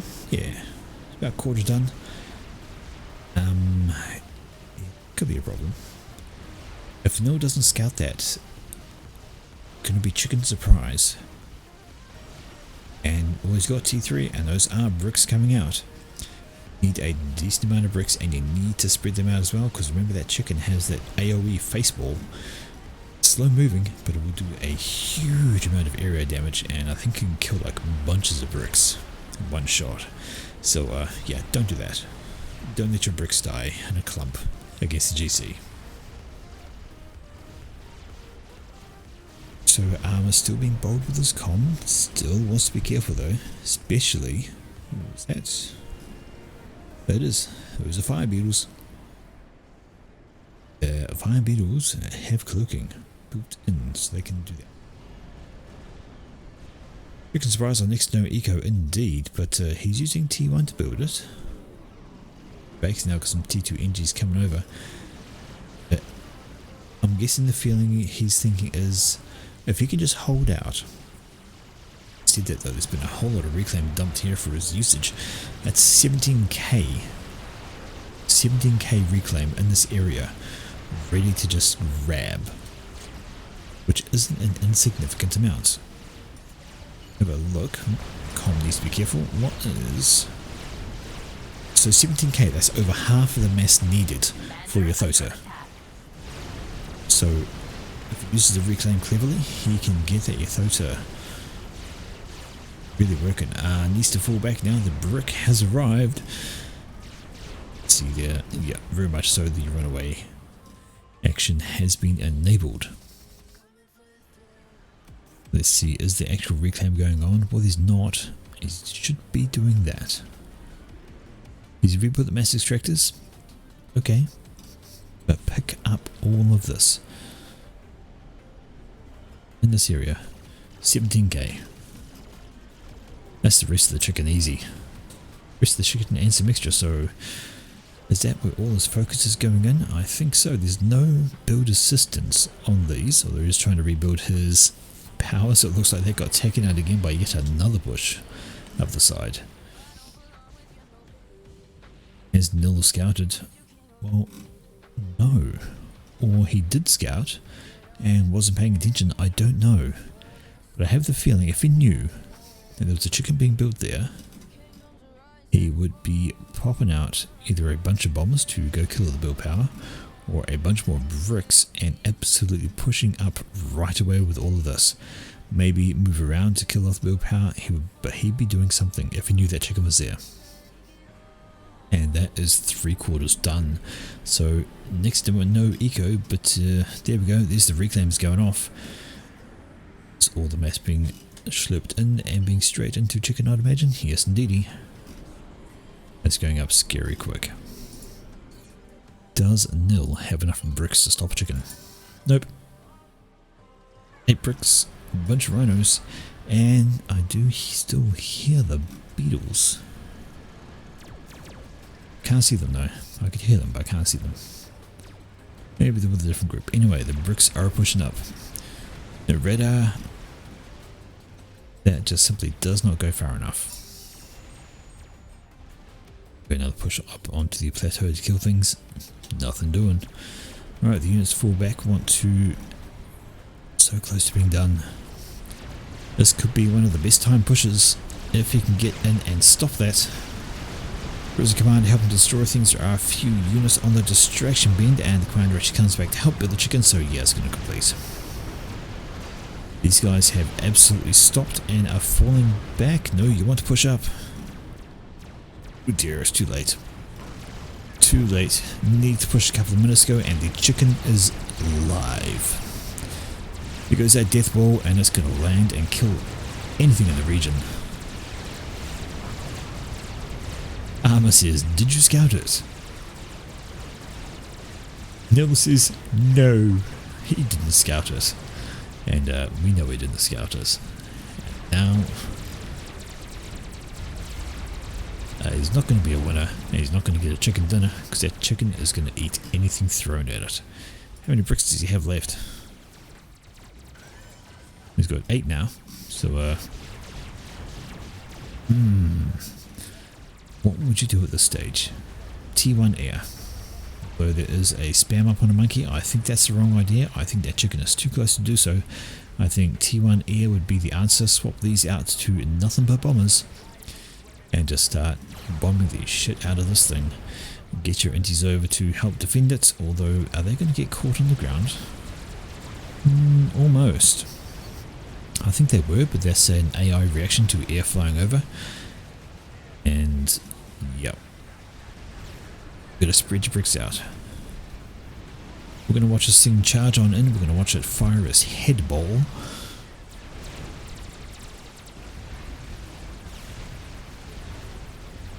Stompy boy, stompy boy. Bricks are running. T2 point defense. That's not gonna do anything. By the time we finish it, it's all gonna die. Here goes that death ball. All of these guys are dead. Bricks need to try and get behind, though it has stopped. There goes the death ball. Boom! 3 bricks in 1. I don't think there's enough here to stop that chicken getting in. Monkey's not going to be completed. It is about 40% done. In the meantime, there's a chicken on your doorstep. That's a very healthy looking chicken. 2 ranks in veterancy as well. Nil throws out the GG as well. He might, because yeah, Even if that monkey gets down, that chicken still has more health and will most likely wipe the floor with it. So there we go, no scouting equals chicken surprise, and ta-da! Armor takes down nil. One scout. A T2 radar perhaps? He had the eco for it. Make that radar T2, throw a scout over the mid, and you'll go, oh, there's a chicken. I might need to stop that. Ooh, for the scouting. Right folks, that is the 1v1 of the day. So it was a decent amount of pressure from Nil, but then the armor just sort of like, he stopped trying to push too far, just held a line and built the chicken, and that was his entire game plan. And it worked because of no scouting.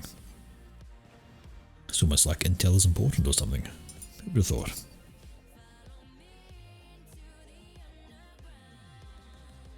Alrighty.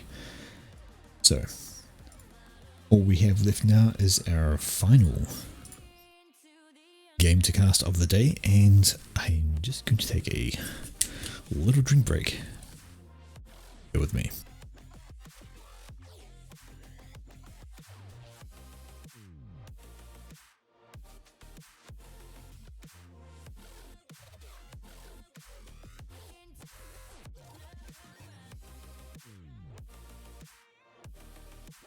Just gonna put it out there right here, right now. Water is a caster's friend.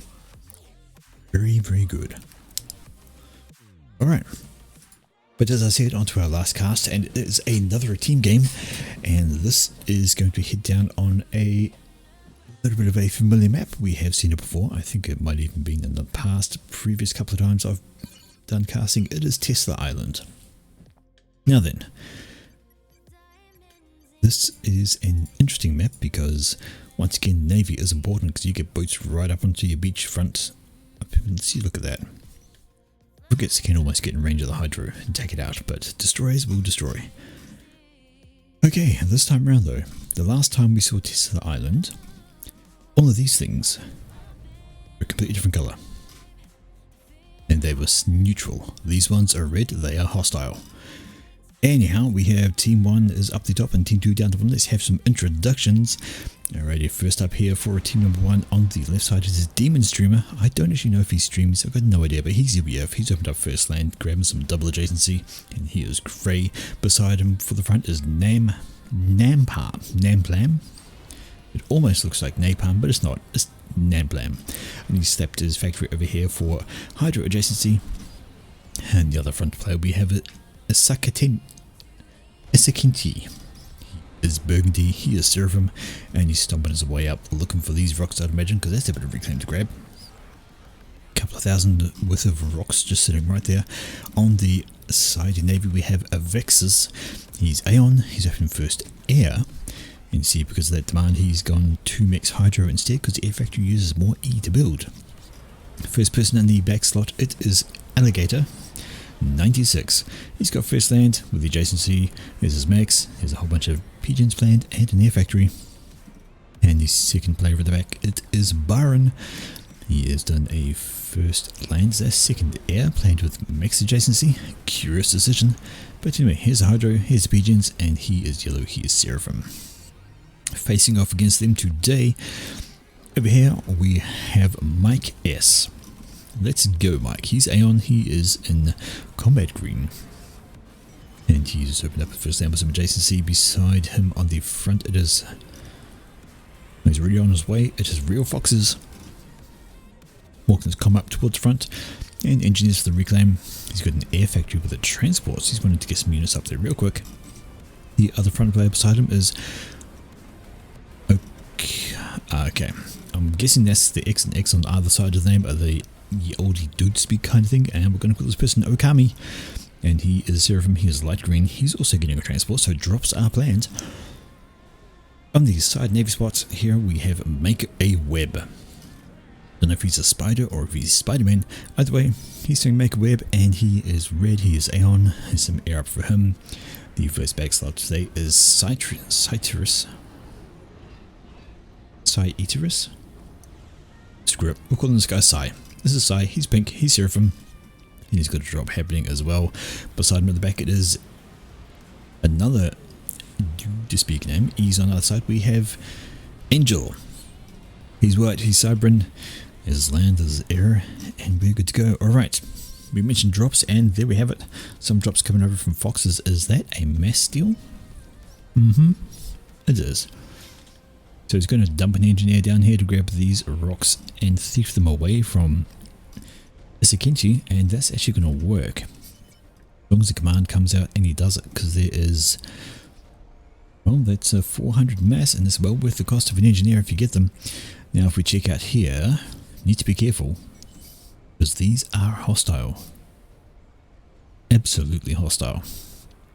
We have any engineer, well there we go.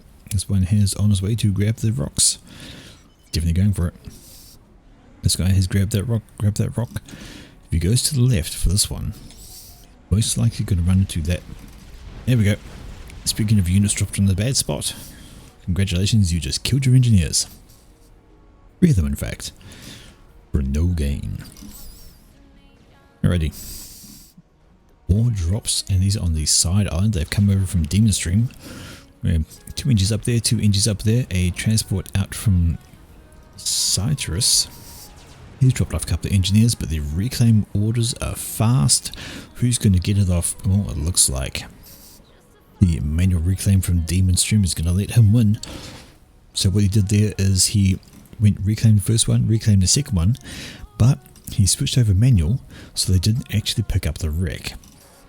As soon as the first engineer was dead, he said to reclaim the next one.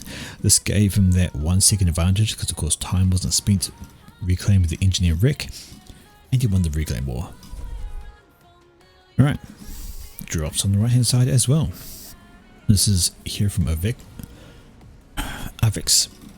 That is a friendly fighter landing amongst his engineers, and he's got a hold on that island with no contestation whatsoever. And another drop. Well, these are just engineers, but if Maker Web was paying attention, he'd get these guys out.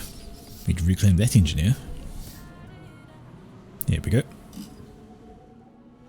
But he's got a task ahead of him, because this is an already built land factory. We have some units rolling off, because I believe Demon Streamer is well aware of what's going on. If not, he's got a scout over, and he will know now. And these engineers are actually sitting idle. Not a great plan. Here we go, there's one, a couple of them trying to build a factory. A couple of others are going for the reclaim, but yeah, that's a tank. That's a lab. I don't think they're going to make it. I'm pretty sure we're going to see an island hold demon in the middle. There we go. Here's an engineer corpse. But this guy did move the wrong way. Range of that, we have a small forward base set up here by Real Foxes. We have a counter one over here set by Nam, and he's grabbing T2 on his comms, so probably going to do some PD holds up on this section. Right, factory up for a demon here as well, so he's going to pop out engineers for the reclaim. These guys are just having fun tickling away at inties that fly past, and that's just free kills basically. No need to worry there. And indeed, engineers dead, factory going down. And that's going to be a hold for a demon on that side. Did have a bomber coming over this way, trying to take some things out while I've got the radar. I guess that's something. Doesn't really accomplish much though, unfortunately. And this is aggressive. I say aggressive, not... Well, actually, yeah. These engineers from Avexis, they've either been dropped or wandered all the way out here to grab those mass extractors. And there's a bomber floating around overhead from his friend Alligator too. And speaking of bombers, one down here trying to take out NGs and trying to fix up the radar. Small air fracker over the head of Mr. Real Foxes, but that will be absolutely fine for him. Alright, these guys need to be careful where they push. They don't want to push too close to this.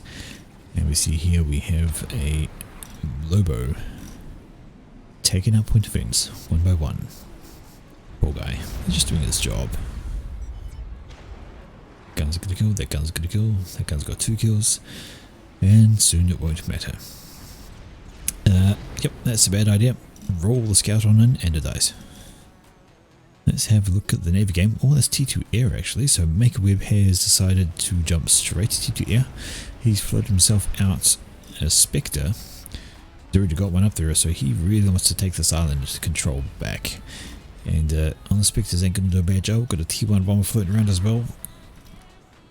Maybe it'll work, but he maybe wants to consider going up here and stopping things like this happening.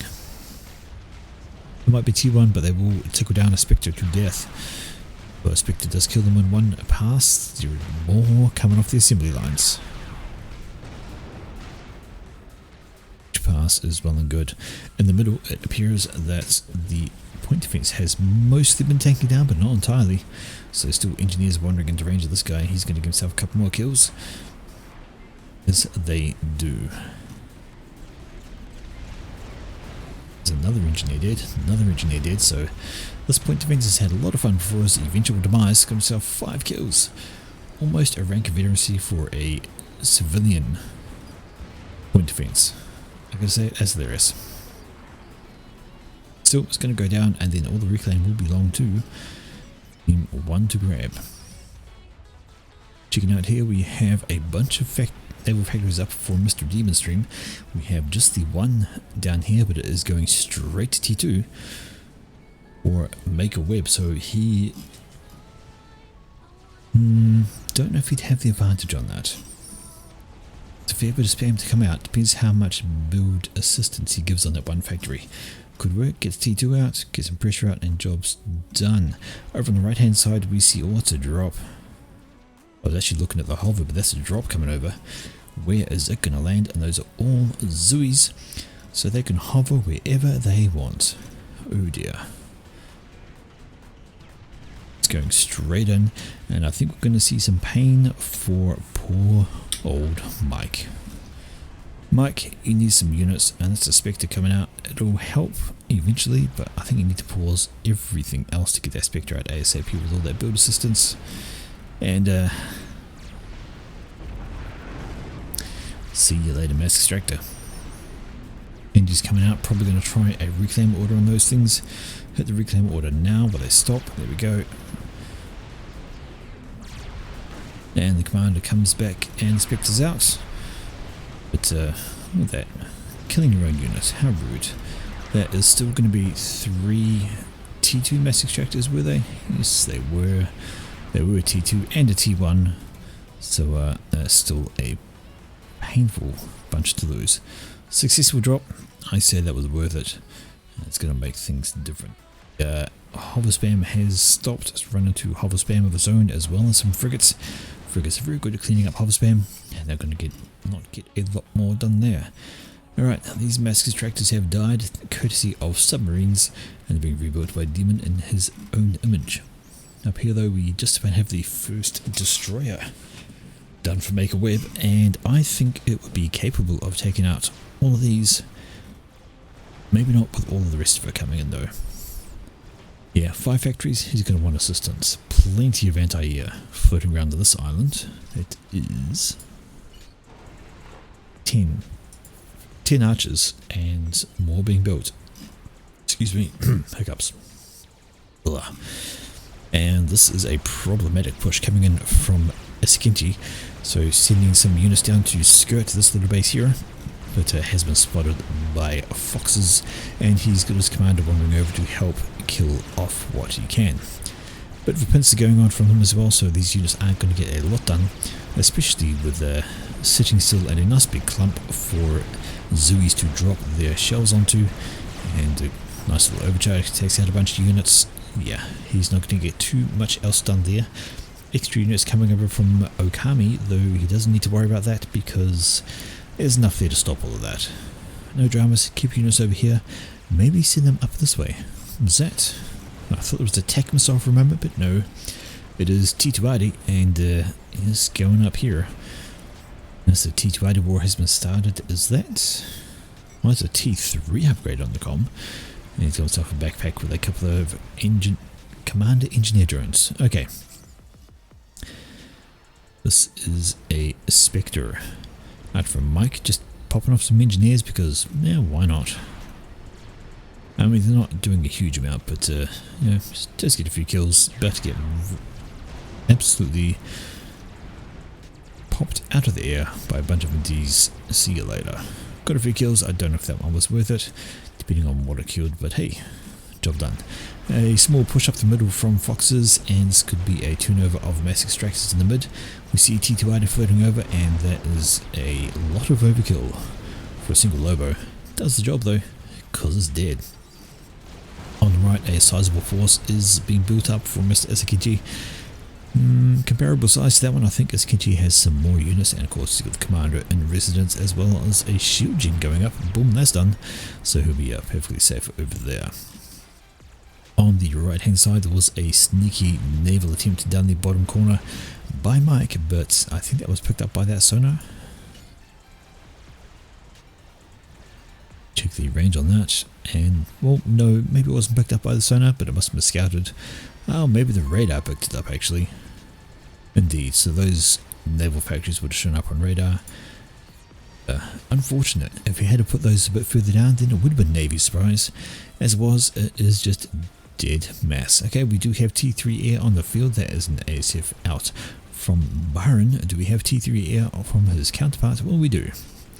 So both guys are hitting tier 3 air, not too distant from each other. Just want to check I haven't missed anything. Oh, it looks okay. Alright. So this looks like... Oh, that's a bad time for your shields to stall. Ooh, you do not want to be e-stalling right now. You really, really, really don't. Not when you've got a T2 RD firing shells on you. Okami, do not power stall. This is known as a terribly bad idea, and I see you've got units over here helping out to hold this position for Foxes. If he knew what was up here, he might push that. Has he scouted? Do they have scouts going over? Or there's a scout over from Angel, so now he knows what he can see, and he really should be considering just send these up this way. Nothing else. I can do damage to shields, I can take things down, and speaking of shield damage, there's 2 ID popping on in. He's got 2 ID of his own, a third one going up. And here we go. There's not much in the way of point defense here, although triads are now being spammed up with that push coming in. And we should see this front position. Oh, the shield gen is going down. See you later. And that's a lot of Zoes. Don't stop. Just keep rolling. Just keep rolling right in and do as much damage as you can. You have the T2 back here helping things out, and that should push in. Don't stop. Go, go, go. They're trying to take out the point defense. And what they want to be taking out is everything else. Take out the shields and let the T2 back here worry about everything else. Just get the units up to do the damage. There we go, and the T2 shall start landing. Good times. If this goes down, it's going to be a problem. And I don't know, Foodman. I don't know. If it was me and I've got some scouting, I would have taken a whole bunch of these Zoes and gone here. A bunch of naval factories just ripe for picking. Nothing to stop the Zoes just flying on by. But I also feel like he wanted to get rid of the space because it was an annoyance. And if he clears that out, it actually leaves a nice area to hold, which looks like he has. He's got 3 RTs of his own facing off against the 1. And the shields are down, the artilleries are lined on in. So, yeah.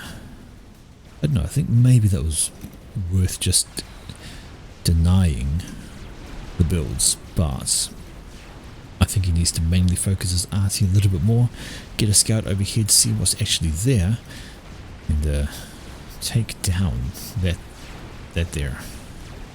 Then maybe reach up there. I don't know, can they reach? Oh no, they can't. So they can't quite reach that artillery. Sad noises. Right, let's check out the Navy situation, and well, that's a problem. A lot of units pushing in with some hover, so these torpedo bombers are only going to be partially effective. Although having said that, there's no cruisers in the mix at all. There are some shards, but they're just absolutely useless as far as I'm concerned. Unless the aircraft flying in a direct straight line overhead, the shards just don't hit anything. Have a bit of a Navy counter push and hover counter push from Mike, so he's not doing so badly. Navy on the left hand side, well, we see some T2 just holding the line against a bunch of T1, and it'll work.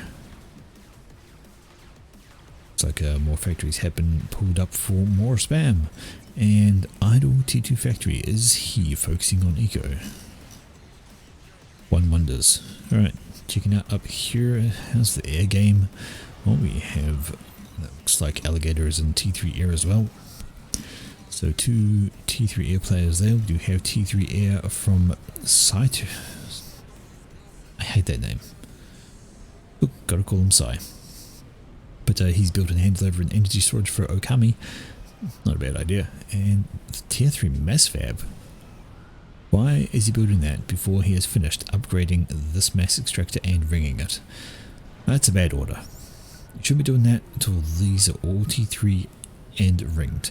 These are the most efficient means of gaining mass that you can possibly do. T3, ringed, then build mass fabs. Like a silly idea. Anyway, we have some scouts flying out from Byron, so he's wanting to have a look at what's going on. Does he have something planned?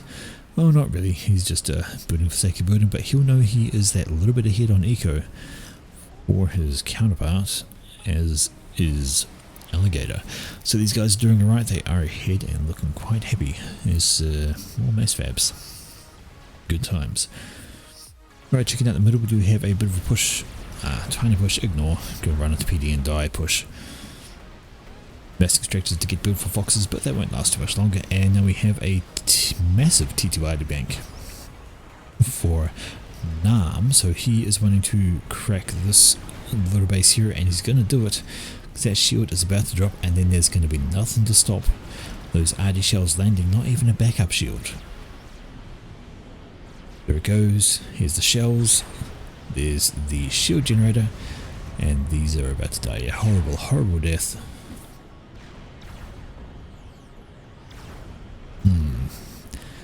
Nothing much doing there. Now I have a push coming in from Isakinji, so he's dropping in some units. Going to run into, there's a single little ship there. There's some point defense here as well that should turn, and why is they not turning? I have seen this before, where PD gets hung up on a unit that is just about to come in range, and it will sit there pointing at that unit, waiting for it to come in range, but it never does, and it doesn't redirect to things that do come in range, and it's a bad time. But we have 3 T2PD as well as some units back here to stem that tide. That will be absolutely fine, but that shield gen may go down if these guys jump on under and focus it. Nope, too late. That's all good. Let's have a look at the Navy game. Well, on right, this is Hover trying to clean up all of this lot. It's enough to push them back and keep things going. Just checking out the eco situations. They're looking okay. So Foxes might want to think about some shields. What else? No. Actually, most of the team don't have shields. Oh, sorry, 3D3 don't, so half and half split over there for shields over mixers. And we actually have half split here as well. Send energy to them. Why are they sending energy? Because he's trying to keep his shields online, which he really, really needs to. He's lacking in the E department. Looks like we had a T2 ID bank here, but it has gone down from the shells running in from Sakinchi. So T2 ID wall in the mid, and that has gone well for team number 1. Right, Navy on the left is very static. Units here just facing off against that lot there. No, oh, hold on, I was going to say no tech, but that's actually almost a T3 factory done for Demon. So he's just spammed out a bunch of T1 to hold the line, as it were, and he's grabbed himself T3 Navy, which is going to be a problem. Baker Webb, who's sitting on T2. How's the echo? Well, he has got not not all T3 mixes yet. Compare that to his opponent, who is, he's all T3 in his base, all T3 and ringed, and he's got power to spare. Possibly because of the extra hold here, but he's well ahead. Alright, what are we looking at? I'm hearing that's torpedo bombers, I think. Yeah, it is. Air has come back. There we go. There's the Zooies being annoying. They're coming on up to take out these factories and take them out they can, because they just have so much in the form of DBS. One factory down. There's enough of them there to take down the second factory, but that's probably all because the amount of frigates that are coming over is a huge amount. Shells are in the air. They're dead, but the shells are enough, I think. Should be. There we go. 2 factories down. Just enough to be annoying and distracting. Exactly what MakerWeb has done. In fact, MakerWeb has put a drop up here, so he may be planning a few shenanigans. I don't know, but I think he's been spotted, because that's a bomber coming in. I think we're going to see some dead engineers. 1 pass, 4 dead engineers. So, their plan failed. Is that because they can see it? That's because they can see it. They have this thing called radar. Anyway, more ID shells dropping on in, so a shield was built back here, which may be out of range of these. And we see at some point there was a counter, and one of those are dead, but not enough. And more T2ID. So that's the mid. This is pretty much a dead zone.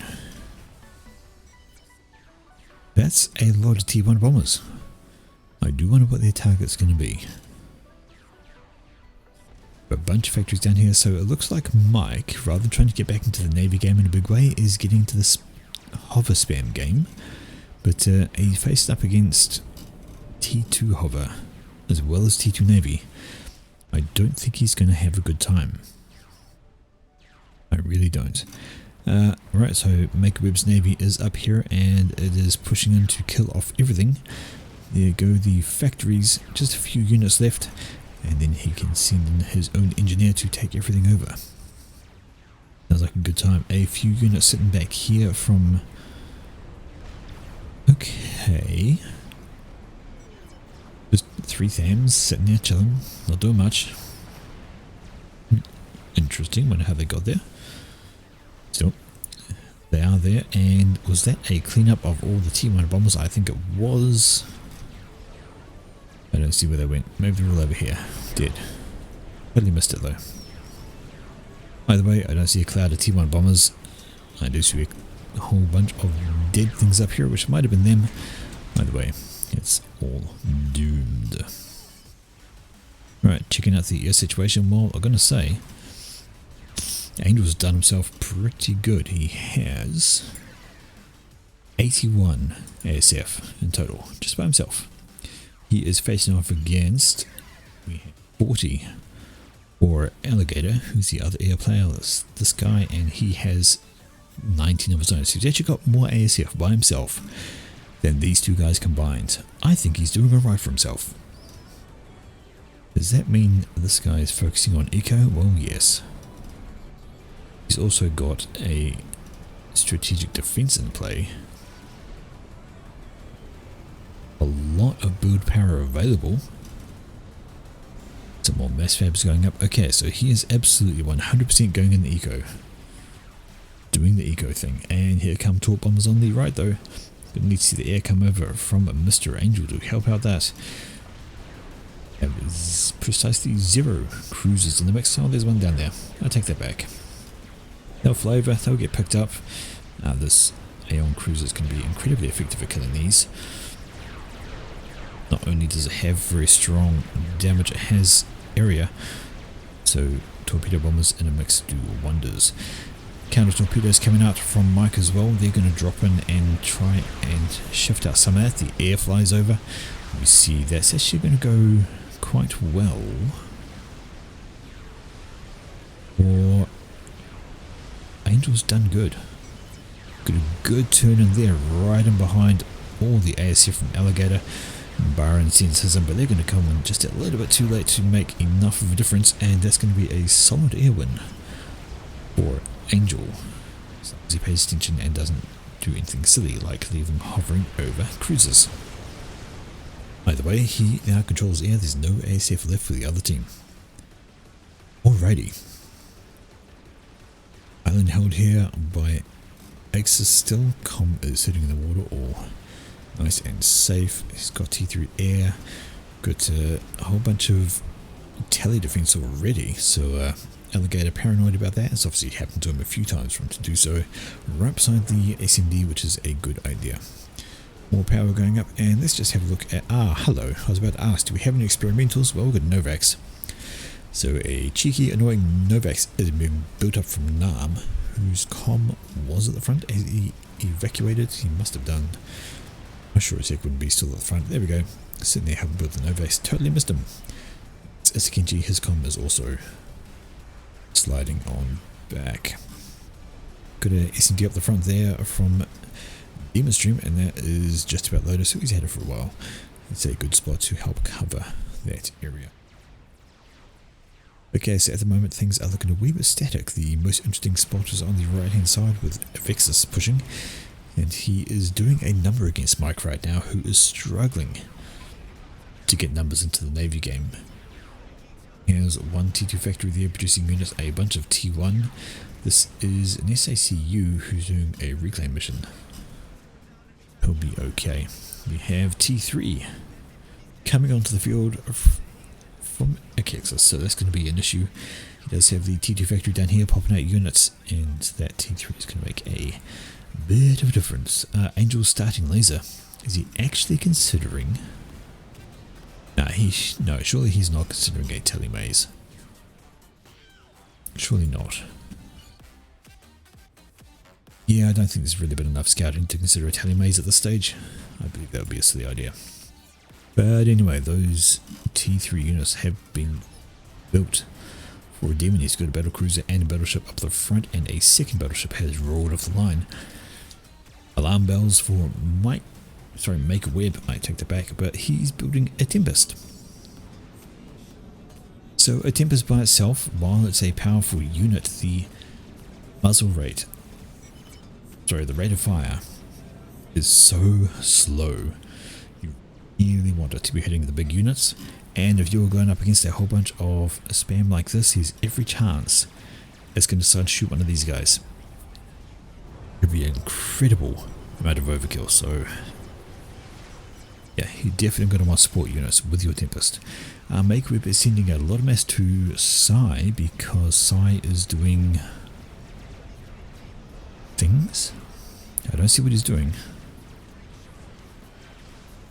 Either way, he finishes off that Tempest and... oh no. Yeah, you're going to want some shields over these ASAP. It's a pain in the butt. Good old satellites. On the right hand side though, things looking pretty dire. This is a large group and they are facing off against T1 Hover. There's plenty of T2 as well as destroyers, so I don't think there's going to be a lot that can be done on that front. Warning signs on the right. Up here we see that's some torp bombers and another swarm of T1s. Maybe they're going to go for an HQ, nobody knows, but we have a battle cruiser up the front. It's trying to pick things off at range, which it does quite well. Big bombs coming in, but they are going to run into a shield, the bulwark shield chips, and they're not going to get a lot done. Battleship ahoy. More torp bombs coming in, but they're going to focus on the wrong thing, although having said that, the battle cruiser has wandered out of shield coverage. Going to take a bit of damage from that quite happily. What is this going for? Real Foxes has built an experimental. Where? Here? Back here. There it is. So there's a Yathota. That's the first experiment for team number 2, and I'm going to presume that team 1 doesn't know about it. I'd be surprised if they did. Oh, actually they do. So they have some good radar coverage and some good scouting. They know it's there, and it has been pinged. Where's their radar? Somebody must have Omni in the mid to be able to keep track of that. Either way, it's on the way, they know it's there. And they're going to need to be careful about it. More T2 spam and factories up from Demon. Why? Because he wants the reclaim. Check that out. That is cheeky, just sending those engineers out. Omni near Graze SMD. Ah, yeah, there it is. Sorry, of course, I forget they don't need the Omni to see the unit. Ah, it's just in range of that. So, yep, that's going to be tracked all the way. I thought they'd have something closer. Here's Tempest. And he's going to start lobbing some shells out. There we go. One shot. One kill. Overkill. I think it does about 5k damage, that main turret. So like killing one of these is absolutely a waste of time. And yeah, you're really going to want to push in and kill off these shield boats because they are an annoyance. And Okami has finished his own experimental as well. There's another Yothota. So 2 chickens on the warpath. And well, it's a lot of T2. There are some T3, a couple of point defense, some T2 RD. So if they push the Yothotas up this way, really not a lot. Oh, I was going to say not a lot to stop them, but his navy.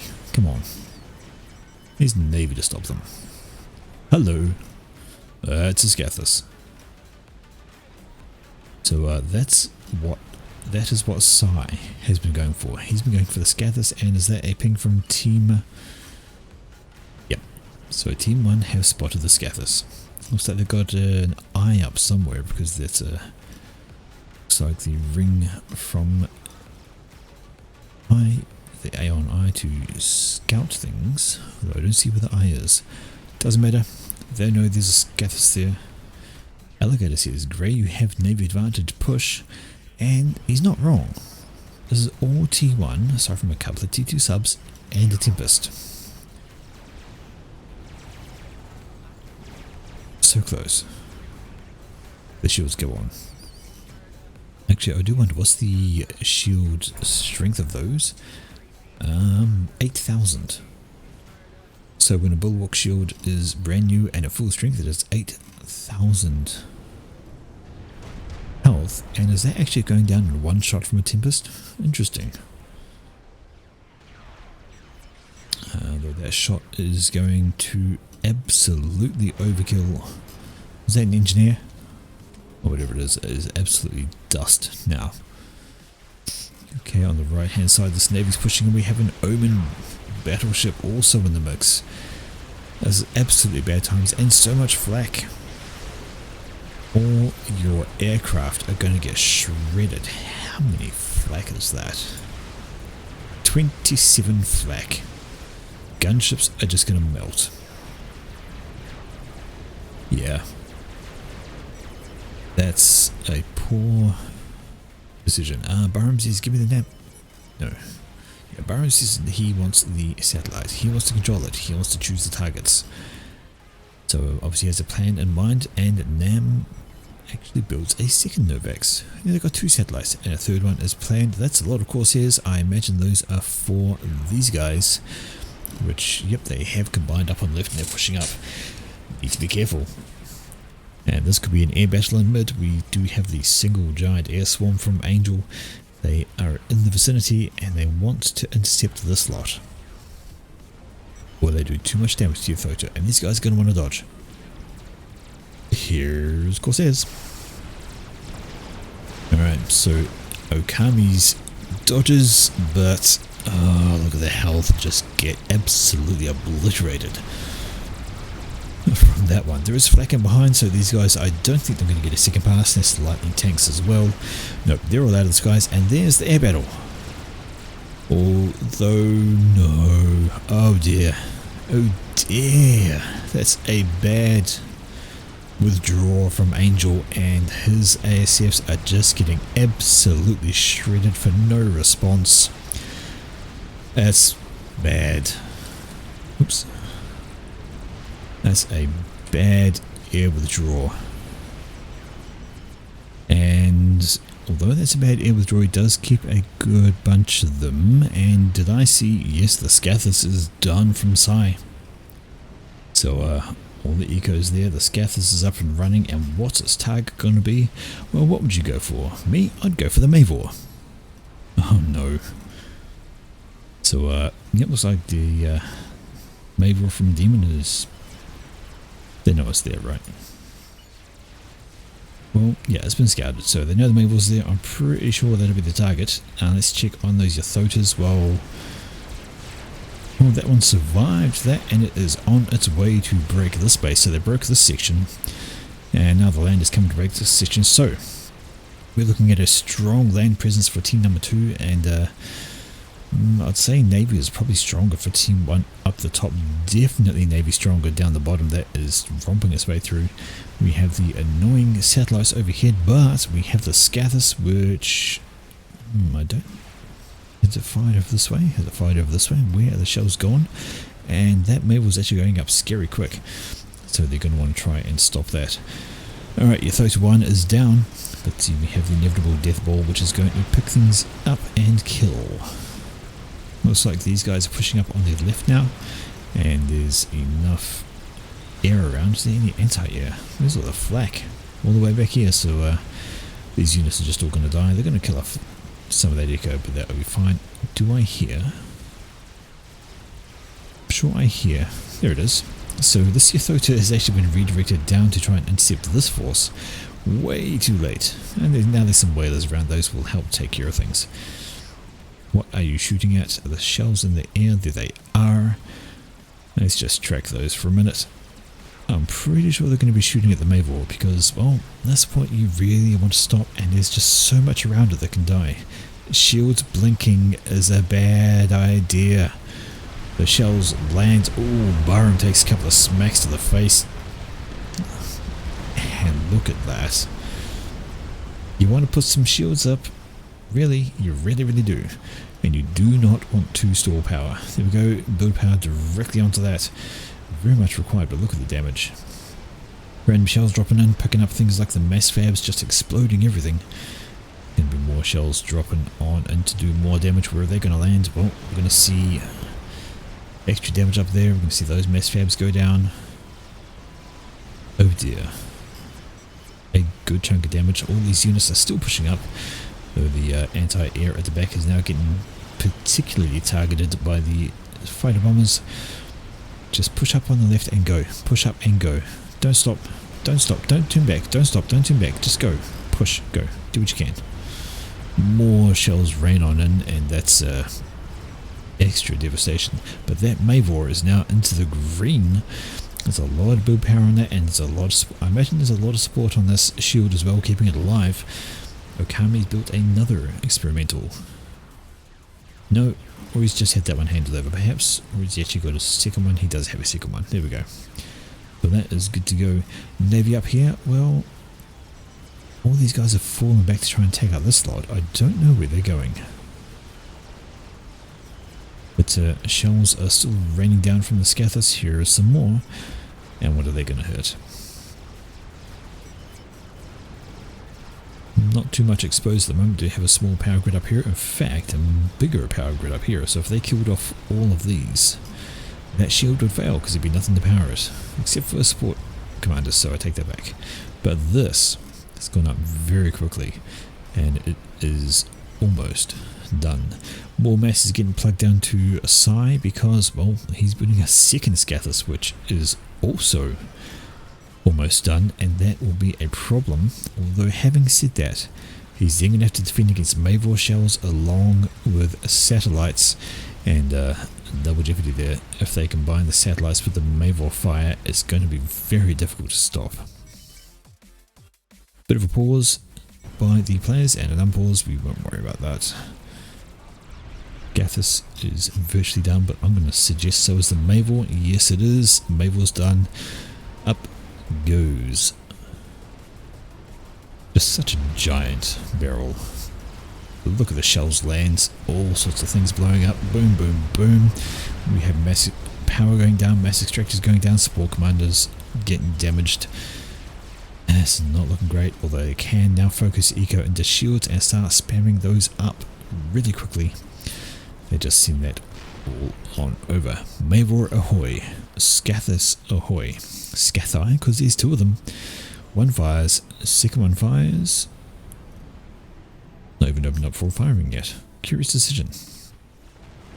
But there we go, more shells landing, and this is eco just getting absolutely destroyed. So that's just the Eco 4 demon. It is his Mavor. Okay, I read that in the voice of the engineer from Team Fortress 2. Rectum by dispenser of death. But I wouldn't know how to pronounce that, so I can still hear it in his voice though. More shells landing. The inaccuracy of the Scathis is quite legendary, but it's like a shotgun, and this one is extending itself. It is. I wonder if they're going to fire simultaneously. The size com is wandering around. Boom, boom, boom, boom, boom.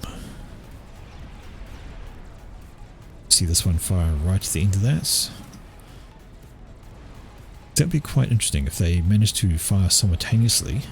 They could do a lot of damage, and there's a reclaim order on that mass fab. Not a terrible idea with a satellite overhead because it will stop the explosion. There we go. Planned ahead. Okay, this Scathis fires, finishes his run, and that one fires. So this going to be shells all one after the other landing. And man, are they going to do a lot of damage. A Billy Nuke for Demon, a strange decision. And he plans to use it on Navy. Napalm's built another. Novax has 3 satellites now. Extra annoyance. In the middle though, that's a massive fight going on. Units versus units. That's a dead Yathota. It's going to pop out and do some extra damage. We have a Yathota in from Isakente. But I think most eyes are actually on this battle right here. Scathis versus shields and Mavor plus satellites versus shields at the other end. So which one is going to win out is the question. Who can hold the best and who can shield assist the best? Well, that's more damage going down over there. However, we do need to take note of the Navy down here. We have... There we go. So the Navy from Mike is having issues. We do have a Tempest down, a couple of battleships. It ain't looking good on the right hand side, and that's a lot of air. Hello, have they been spotted? Oh no, they haven't. I'm going to guess it has something to do with the fact they're Cybran and kinda stealthy. Having said that, their flight paths are going to take them through the patrol route of all of these ASFs, which is a terrible idea. Surely you can see those, right? Oh, they're stealth as well. They don't think there's very much air at all. That's a very unfortunate decision, and now they've been spotted. The air has grouped up and we're going to see a lot of dead strats. Yep, a lot of dead strats in there. Are we even going to see any bombs left?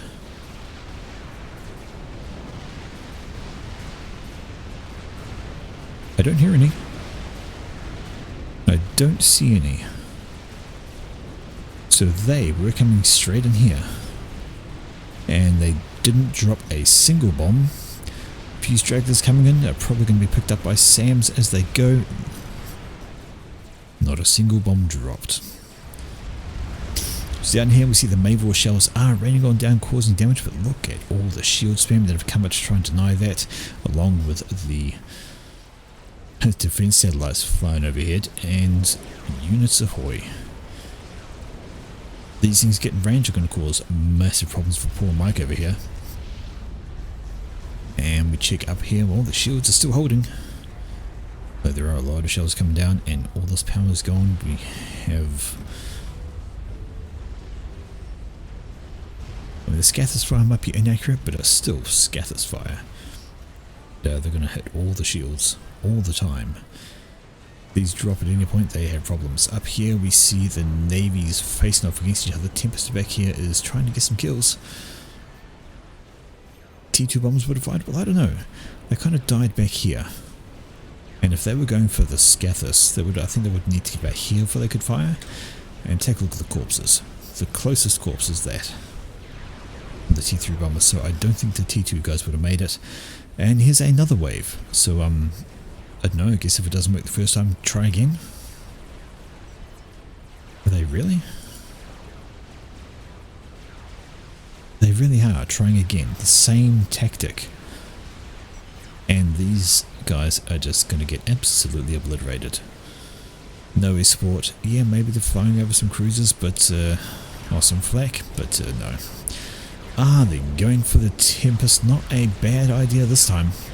At least it's going to be within range, and now it is heavily damaged, and it cannot afford to surface to fire the gun. It will die to that Tempest, it will die to 2 battleships, and, yeah, Mike, you got issues. Issues of the Navy variety. That's a lot of dead stuff there. They're pinging on the SMD. Yeah, I know they fire air-to-surface missiles, but their range isn't... Like I said, I don't think they would have fired till they got to around here. It's still quite a distance. So I don't think they would have made it, because like I said, the corpses are here, which means I believe they all died about here. They don't fire that far. It's just a bit too far for their range. And the Scathus has actually changed target and decided, okay, you're going to send us swarms of bombers, we're going to send swarms of Scathus at you. Ooh, an alligator takes a couple of hits to his comm. He's down into the yellow. Needs to be a little careful. If he takes a couple more, he could be in some serious problems. And considering the shotgun fire from the Scathus, anything could happen. Takes a small graze there, he's down into 6,000. Getting into the water is the best idea he could have. Okay, yep, right hand side, problems. Is that it? Oh, SACU, that's okay. And the Tempest gets out. Not with a lot of health, but it does get out. And now we have the hover rolling up onto the beach. We have some T2RD trying to get the job done. But why is the Tempest right there? Must be going for something closer inland, because I would not put it up against the beach like that. What's the Scathus going for now? Well, it's going for these satellites, because these have become quite annoying now that there's 3 of them, and why not? And the shields are down and the shells are landing. That shield gen goes down, all of those go down, the shields drop even further, more shells land in, outright devastation. No shields left. You're gonna want to run there, mate. Oh, you really are. As you do. Trying to spam up another shield to protect the SMD, which will get done just in time. It is a T2 shield. 1 satellite down. 2 remain. Oh, that's another shield gen. No, never mind. Never mind. Was that support commander? Yeah, support commander, pretty good. But more shells rain down. We might even see the SMD die. Having said that, does anybody even have a nuke? There goes the SMD. 2 very badly damaged Novaks. Never mind. There are now 0 Novaks. And that's a second Mave war being planned. Well, that's going to hurt. Sure to get through. And we have a T3. Standard T3 RD just to give a little bit of extra bump to the RT war. I don't see SMD up here now. So the question is there any SMD? If the answer is no, does anybody have a nuke? What's going on there? With a single hive. Oh, shells are getting through gradually. Mavor plus the T3 RD I think is getting the job done better than Satellites did. I was checking that wasn't as calm for a moment, because that would have been bad. Angel is back here with his commander. Where is? Probably hiding in plain sight and I can't see him. There he is. Sizecom is perfectly safe. Alright, so the Navy here has actually fallen back. Is that in the face of all this T2RD? Curious decision, but now the artillery has changed direction down here, wanting to take out Angel's build power, and it is doing so. Oh dear. There's almost nothing left of this air grid. So this is all the air he has. And that's the only air factory he's got left. What is he doing? Laser done. Is Alligator thinking about a... Well, you know what? As long as he doesn't teleport up here in front of all this, he might get things done. There are some support commanders around. There are plenty of shields though, and considering that overlap, it could be tricky to get through. Like size popping up some more SAMs. Asikinius is coming for something, I don't know what. Oh dear. Yathota in the water. Do they have any idea? Oops, I'll choose the right team. Well, they know something is there, but they're probably just going to presume it's more Navy. Because why wouldn't you? But that's going to wander out up here, and it'll be too close for the T2ID to do anything. There is some T2PD back here, but nowhere near enough. What was that? Where was that, I should say? I do not know. Maybe up here? Whatever it was. Oh, hello, that's an Awassa. An Awassa being built half out of shields. Oh, no. That was close. That was close. The shields were down over the Mavor for a moment, so I think maybe they're struggling to get that completed and more shells are raining in. Damage up there, but that's not the focus. Where are those? Oh, hello. Oh, alligator. You sneaky little freaky. You've teleported here, chuck down a stealth field. Black support commander's going to pop down there. Let's check. Do they have any idea he's there? Well, no, they don't. I don't think there's any Omni that reaches that far. Still, how's that a Awassa? Well, it's going up pretty quickly. If it can get up. I mean, oh, there's a teleport. That's Angel trying to get in and do some damage. He's focusing down. Takes out one of the shield gens. None of the others are active. The Mavor is over half dead, but he doesn't quite get the job done. But Scather shells, and now it's done. So I think he timed his teleport was timed very well to drop in just before the Scather shells landed. Takes down some shield gens, sacrifices himself to get this out of the game, which was a good plan. Now the build power has gone onto the Awassa. Want to get that up and running. And there we go, they're trying to rebuild the Mavor, because why wouldn't you? That's half a thing done. Gonna make life that much easier. More Tempest. Excuse me, hiccups again. We mentioned that Yathota. Well, there it is, it's popped out of the water. Starting to have a go at things. I don't think there's a commander. No, he's over there. He'll be safe down there. The Yathota is taking some damage from some T2PD, all shooting on down, but it is getting right into the base. And there's a different Awassa, so that was completed some time ago. It's not the one we were just looking at, but it's going to go down pretty darn quickly. Suicide Awassa basically, strats are coming in. Ooh. Awassa lands on... Well, it did actually land. Close enough to Sizecom to do a fair amount of damage. But now there's nothing. Now it's just a case of reclaim to be had. The chicken goes down over here, eventually to a T1 bomber horde, but job done. There's a lot of damage over here, and this is a lot of Navy pushing around the corner. And alligator down here, well, he's got the stealth and he's putting up build power, so he's planning on something. We need to try and keep an eye on that, of what's going on. And up here though, that was... What even was that? Support commanders, I'm going to wager. Getting collected by Scather's fire. Navy on the left is still having a fight, and we see the Zooies came out. And I don't know if they were the cause of the death there, but they're going to do a lot of damage to anything that sits still, so don't sit still. But the right hand Navy is very much pushing a lot of pressure, and yep, looks like Mike has had to evacuate his comp because you can't face off against that, although he could have because there's no torpedoes there. Take it back, a couple of destroyers, they've got torpedoes, he couldn't stay.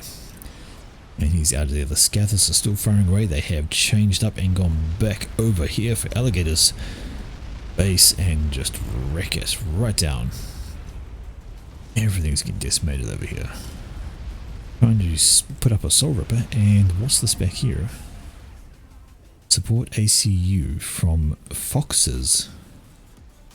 Trying to do TAC missiles. Was he even paying attention?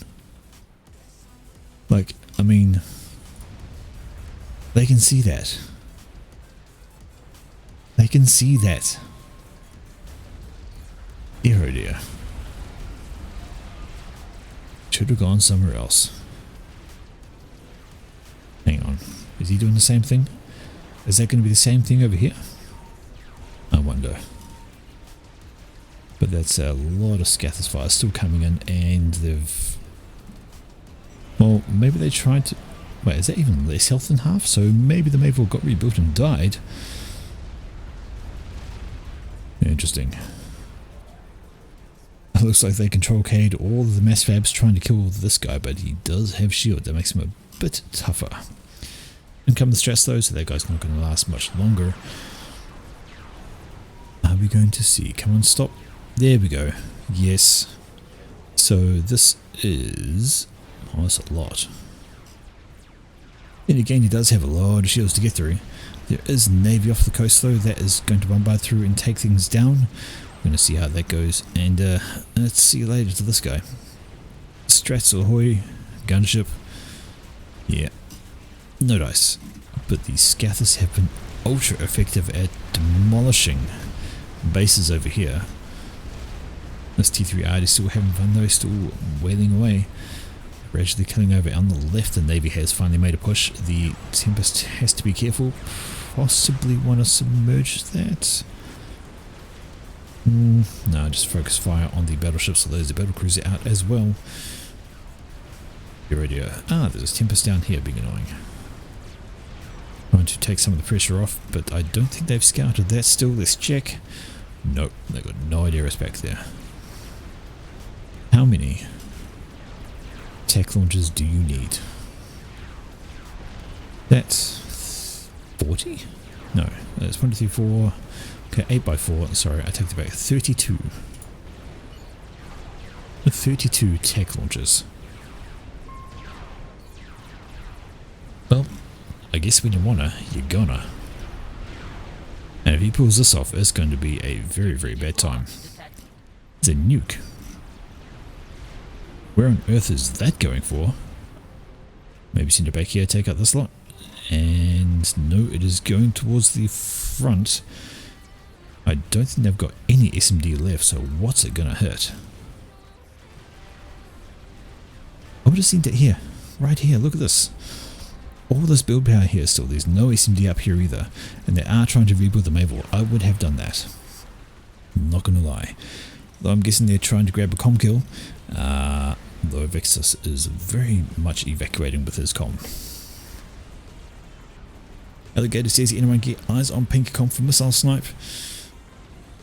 Oh, is he going to be within range of that? I swear if he dies, that will be a huge blow. He is safe. But if he had died, that would have been all of this gone, which would have put some relief the pressure, but oh my word. That's what the build power is for, so they can up all the number of missiles in the hives and have a go. They find Pink's comm. Where is Size comm? He's right here on the move. I guess as long as he keeps moving, he'd be okay. And if this bug flies a little bit further south, there's going to be some issues there as well, but I think he's probably focused on killing the Navy and won't get too much closer. Still, that's a great idea. Look at that. Alligator says he better not be doing laps, and well, he's not. He has stopped right there. There are a lot of shields to get through, but this is 32 tech launches. And the Scathers fire still rains down, and the Mayville completes again. I think that's the third time that Mayville's been built. A lot of build power, a lot of eco coming into that. There's the attack missiles. Are they good? Techs have been pinged. Techs have been pinged. And TMD is going up. No, no, no, you need to move.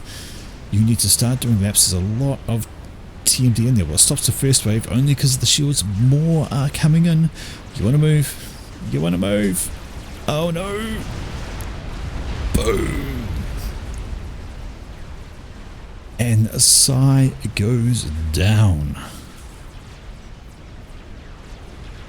He knew they were coming, and instead of moving his comm, he was trying to build TMD, and there goes absolutely everything. Mike's comm was standing too close to some PGens and mass fabs up here, so he dies as well, and that's left a huge... That is absolutely huge. I'm just absolutely amazed. The attacks were pinged. He knew they were coming, but instead of moving, tried to build TMD. Ooh dear. Oh dear. Getting down here died. Not sure by what. It doesn't matter. Maybe the bug came over and said hi. Who knows? But I think... Oh, that's a GC from Web. Where on earth did that come from? Who knows, but it's right there, and that's going to be all she wrote for this lot. There is a comm in here. Can he get the comm? Focus the comm. Kill the commander.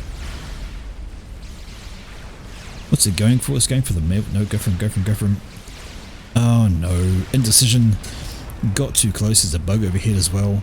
That could have been so much. That could have been better. That's unfortunate. Where did that GC even come from? Absolutely no idea.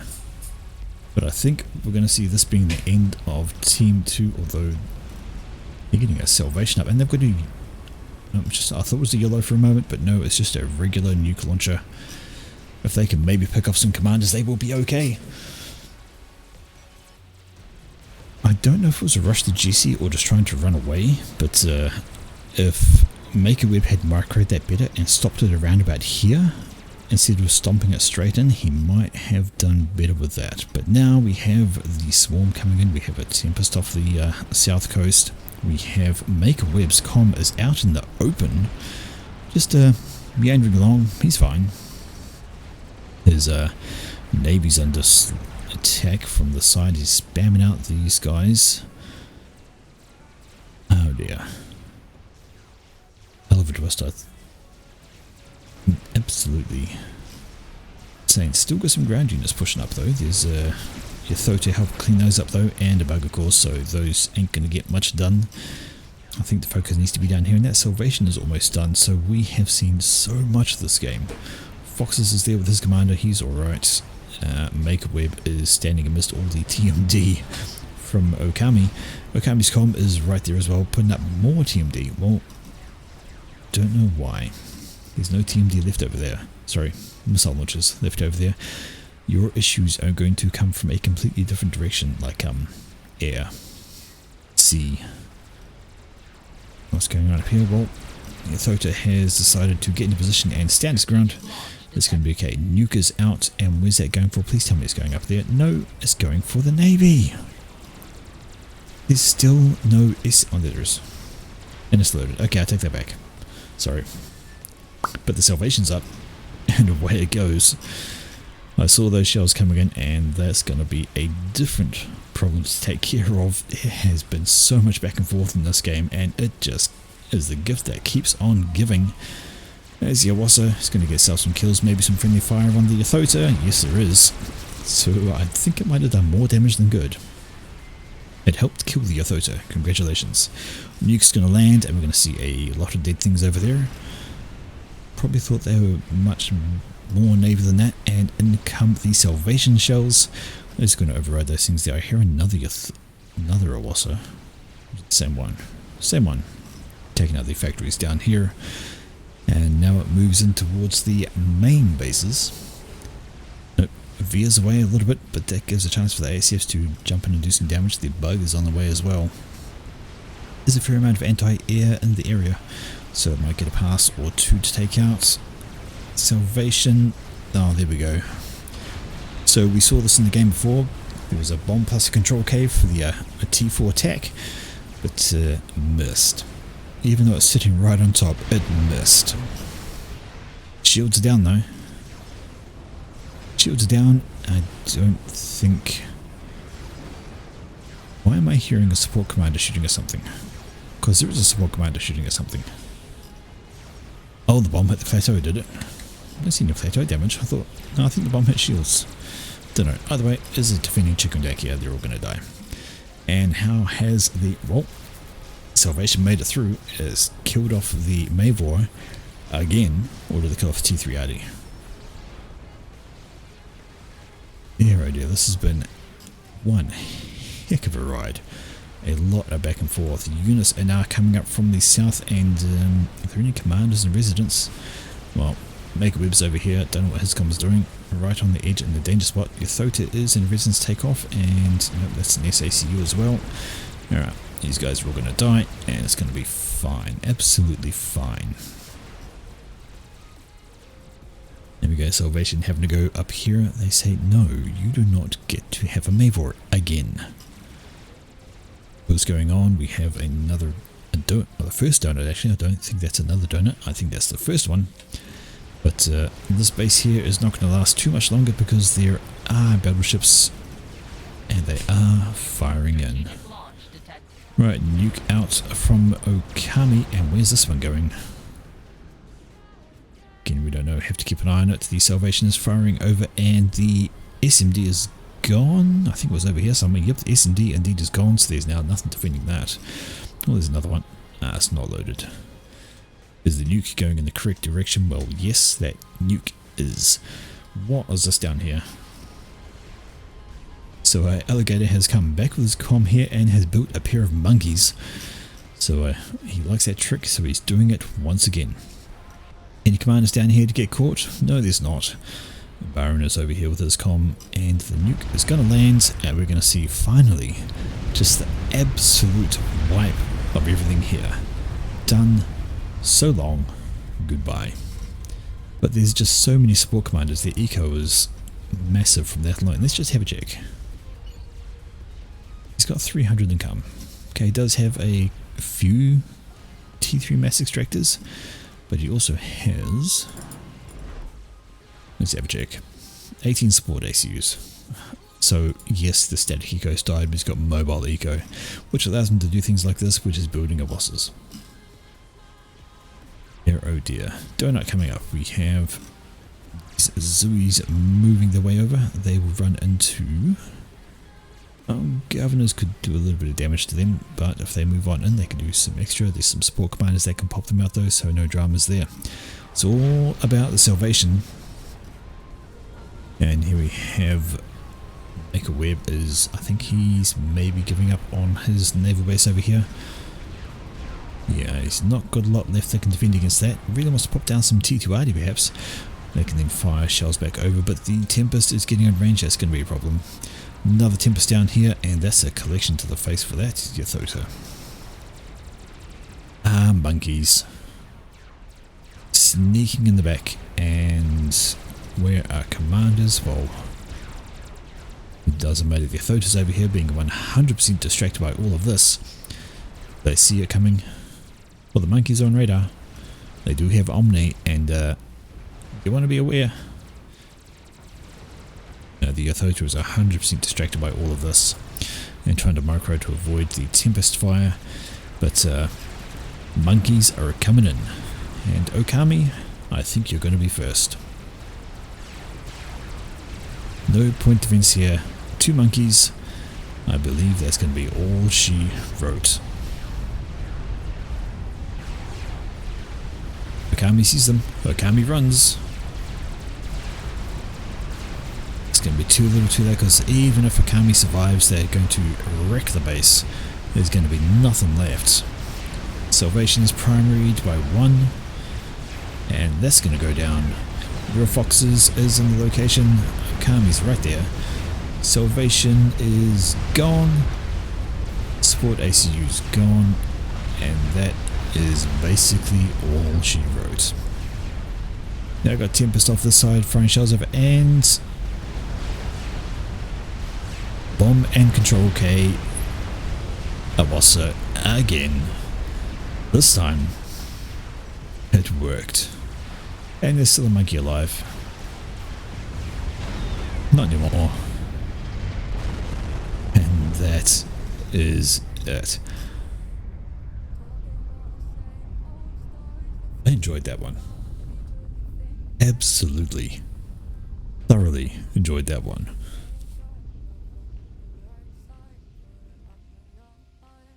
So, double Scathus, Mavor satellites. I'm gonna say, I think this guy right here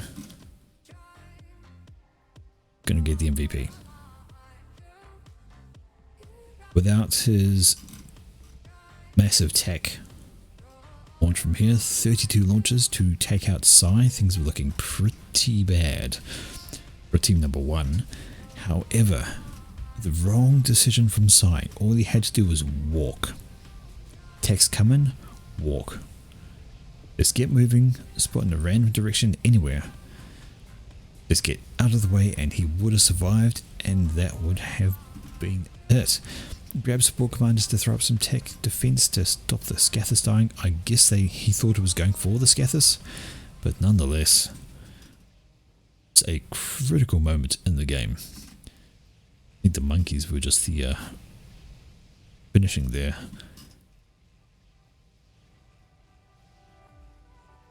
A lot of back and forth, a lot of experimentals. Strong push up the middle from Team 2, but Navy wins out for Team 1.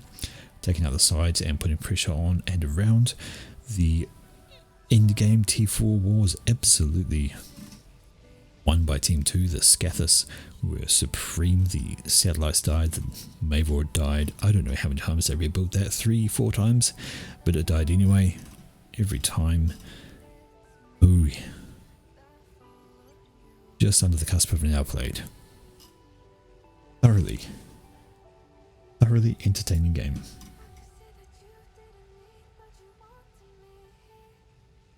Okay, well, let's have a... Now, what things might be on, because I'm out of replays for tonight. That's all we got. Are there any games on? Let me check. Let me check. But we have that. Bring old gaps. I guess we could maybe jump into a gap game just for something to do. Let me quit out of this. Why not? Got a few ANZ players in, but hey, we can roll around and have a bit of fun because the other guys are in a game themselves, so... Oh, hello. New to FAF. Why did this not come up when I was loading other games? Group formed. Good times no matter. I am here. Let's do that. That was a good air player. Gyarados. But there we go. Thoroughly entertaining game. I'm still going to say it. I'm going to say it over and over again. I absolutely enjoyed casting that one. So much going on. There was barely any downtime of things happening. Constant action, back and forth. We had just really, really good. Most of the time you think, oh, Scathus, yeah, okay, that's going to get through. Oh, 2 Scathus, yeah, that's going to be a game. Eventually, took a very long time to get through anything, and actually needed the assistance of the telemaze from Angel to take things down. Yeah. Very fun.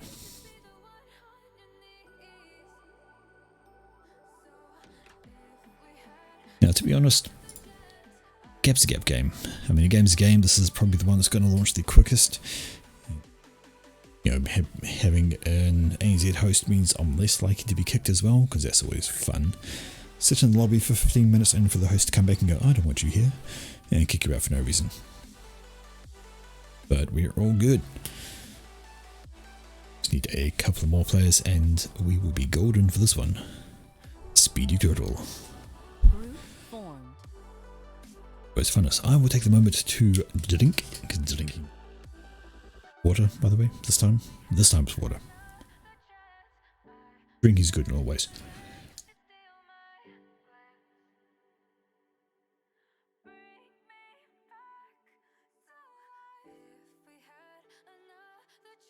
Okay. think the game could be balanced a little better. It's not awful. Still could be better.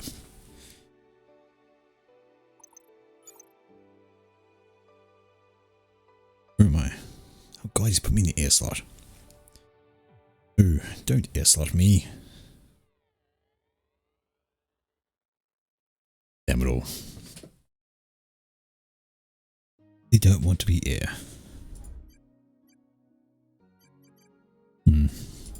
It can only end badly, but that's fine. I don't care. Game's a game. You will get to see how terrible my air game is. Group formed. Speedy. I think your rank is a little bit too low for this game. It says 500 to 1k in the title, which you can't actually see here. So, 0 rated player, sorry mate. You ain't coming in.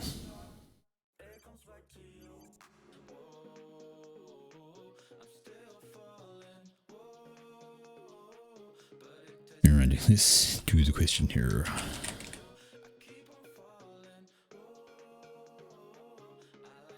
Anyone want air on team? I'm not that great at it.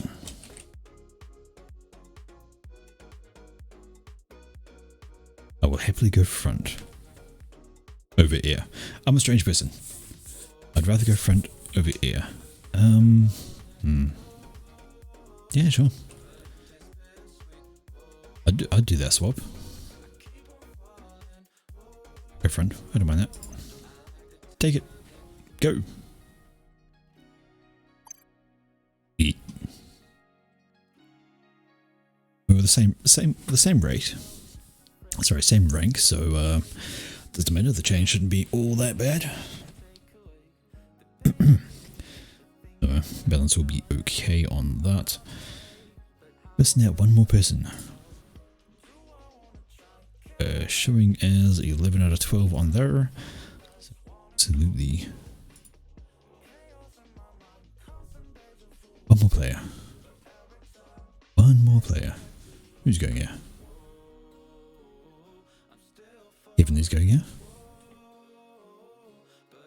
Connecting to G33. There's Jess. We can call that person Jess.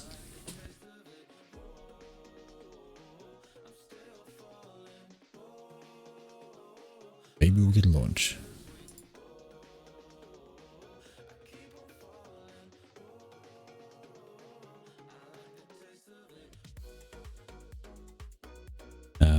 We're going to open that slot or what? Group formed.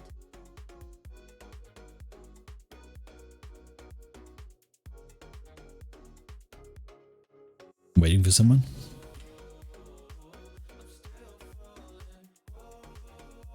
There we go. Why did he kick Heavenly? Eh? I'm of the confused.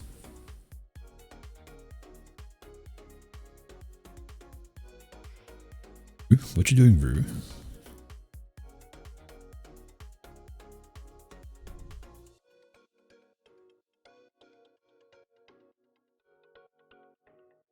Group formed.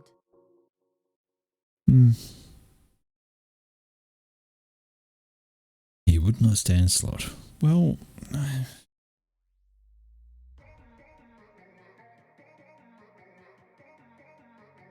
yeah, I guess. I mean, here's the host. He did say kind of in control. He wants to balance things, but having said that, the lobby wasn't full. It could mean that the slot would get balanced anyway. I don't know.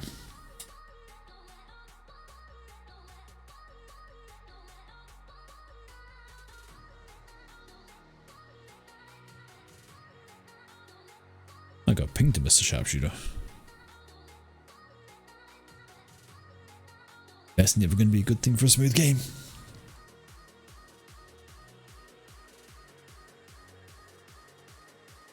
Where does Sorpio go if he does that?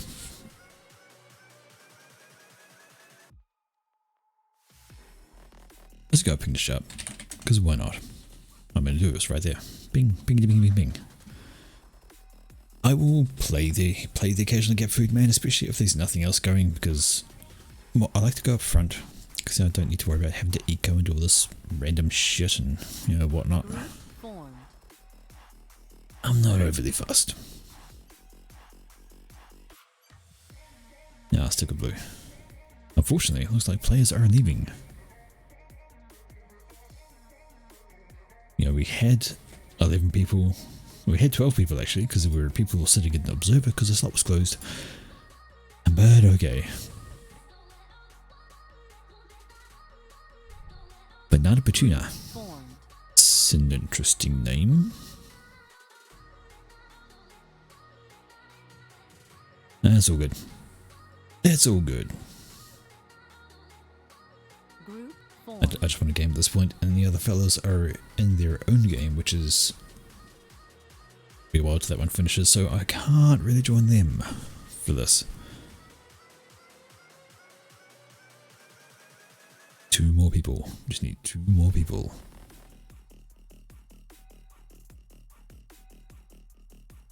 Welcome to Forged Alliance Lobby Sim.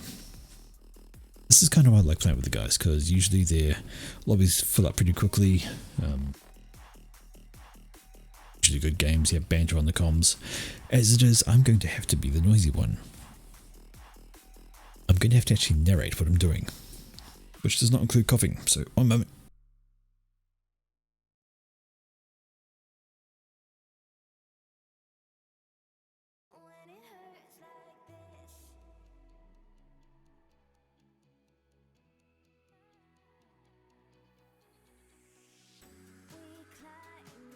Sorry folks, a brief coughing fit right there.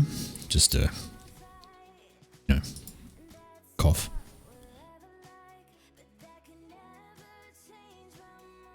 Oh man.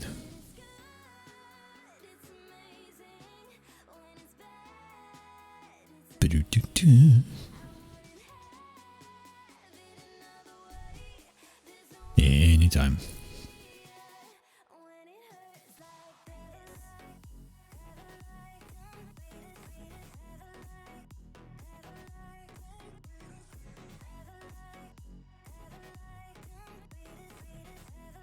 I mean, Fierce has a point, we could have started, but he did have to kick people outside the rating. It's a 5 to 1k game, 500 to 1k game.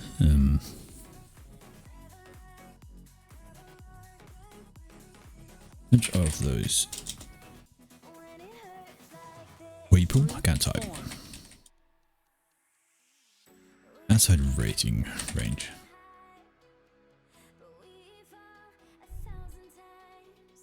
This guy joins, this guy leaves. Where's he gone? Formed. Where else would he have gone?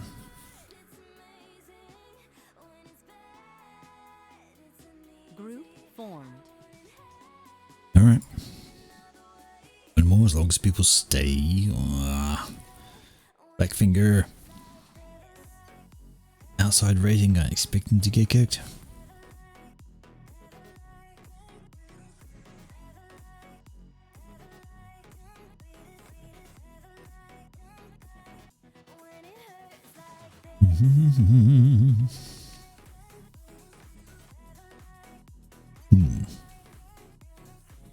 Fierce was a slow CPU. Might get a bit of chug out of that, but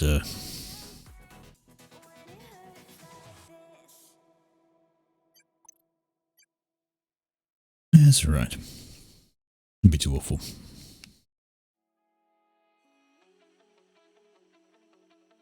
Okie dokie. And Nobby had black finger ping. Ping to this guy. Ping to the 400. Well, he's 400, so maybe he shouldn't be here anyway.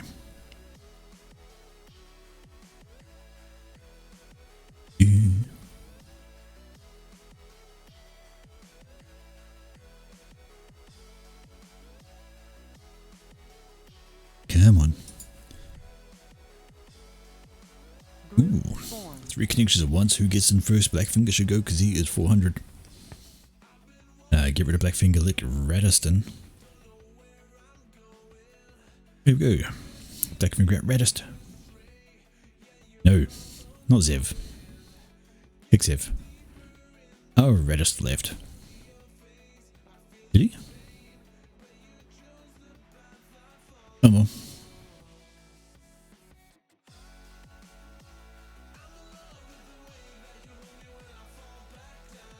We have a game, we have 91%.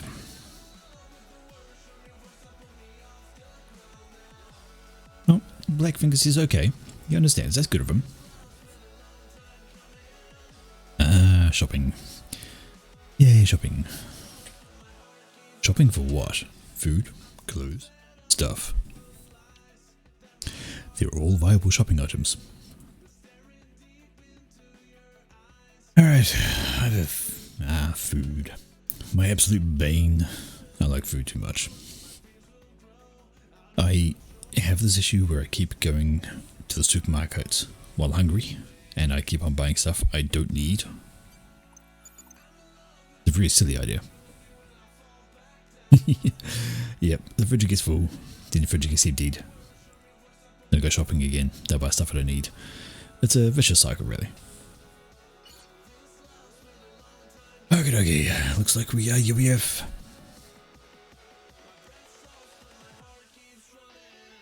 Now let's do this. Actually going to Air Factory. Air Factory, single mix, and go for a wander. Up? No, not all the way up. Pay for the mixes. Factory for extra build power, and then we go in. Here we're going to NG spam up this way to grab trees for extra energy. Alright, Greg's. Ooh. Pastry sandwich shop. Yeah, that almost sounds like a Subway. I mean, I know it's not. I'm sure I've seen Greg's explained to me before. Almost like a bakery, but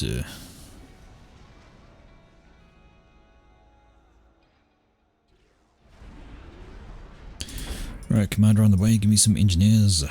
I'm gonna do some of this reclaim. Right, you buddy, you are going to follow in the commanders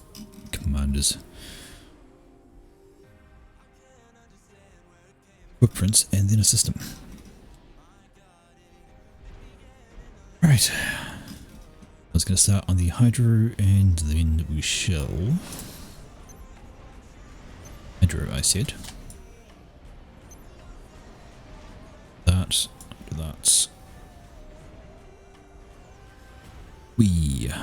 because we can. Alright, this engineer is actually going to start the reclaim mission, perhaps? No, he's going to mix and assist.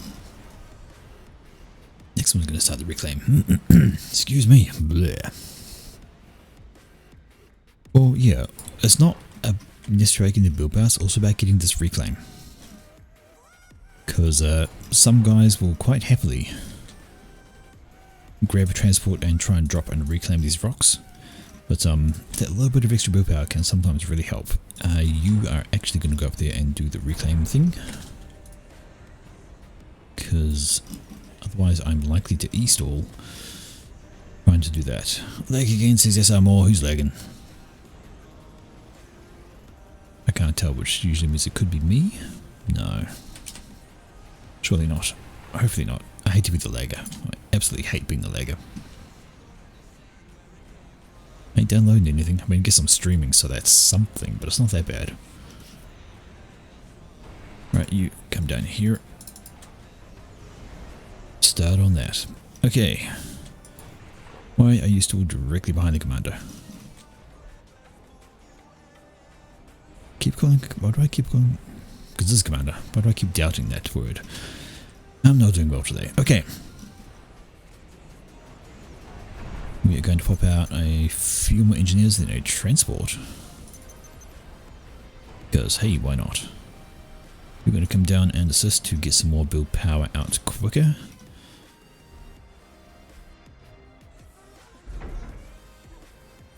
That.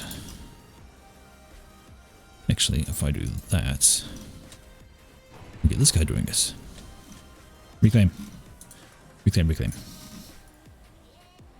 Okay. That'll help. And all of you lots. Looking good on power, looking good on that. And yeah, transport to get extra build power to the front a bit quicker. Ping ping goes somebody. Go for frag. Come on, finish that. Alright, cool. Let us start on this. Yeah, 3 inches.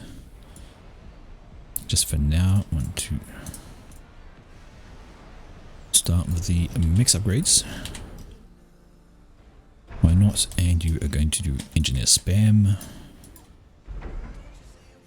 Excellent. Okay.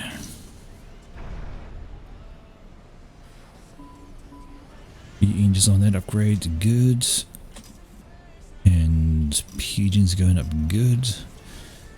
One more engineer out, and then we shall have transport. That's going to give us some extra build power on the front. Scout overhead. Absolutely need more build power. Build power, build power, build power. Oh, stalling. Stalling because we're building that? Nope, stalling because we're stalling. Alright, you move up, help that guy. Who's going to...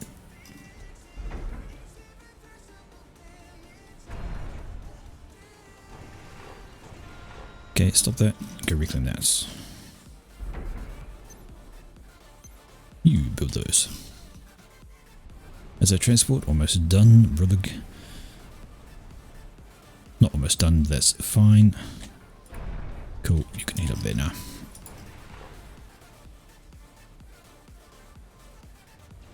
Something's grabbed that one, so we're good. Is that transport? Want that transport? Almost done, cool. Drop of something or other, must be NGs. Grab, no, don't pause. Ah, god damn it, Commander. Yeah, it's gone. I see that, alright. You guys come down there, help that. I'm gonna have to take a bit of a chance on there. That's a strange place to build a factory. Alright, help. You start doing that. You are going to ferry things over. Go and go back. Who's building? You're building, so you just build that, then you assist. Yeah, I know, not much I can do about it. He's getting an upgrade on there, I'm getting an upgrade there. The question is who's going to finish first? Oh, I'm out of E.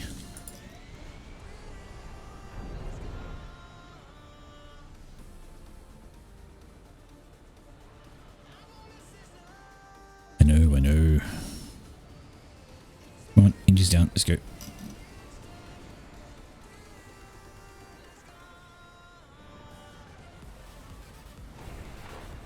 Help.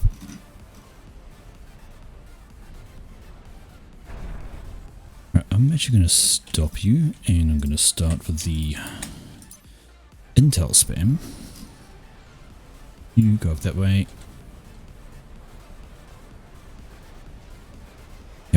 Okay. You move over there. Jesus, fuck me. That is a really fast T2 upgrade from him. And that's a problem.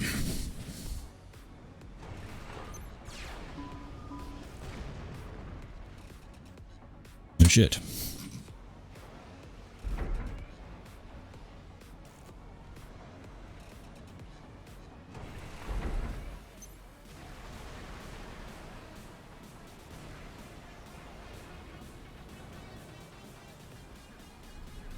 Not a lot more I can do about that right this instant. Okay. But what we're going to do is check out his eco. My eco is better.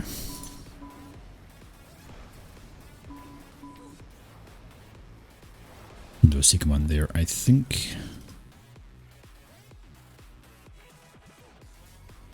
Get that radar up. Okay. I don't think we need that transport anymore, so I think I'll control K that. No, not there. Crap. Gonna reclaim my transport, isn't he? Mine. Mine. Go away. No, pack up. Fuck off. Mine. Alright. What do we got? T1 PD? Sure.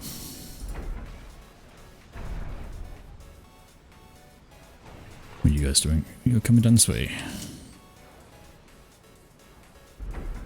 Does he even have radar? That's a question.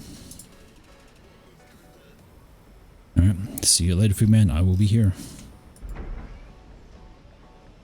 Okay, you are firing at range.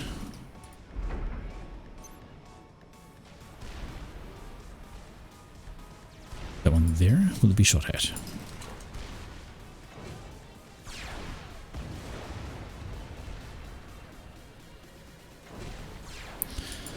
They've got away with that.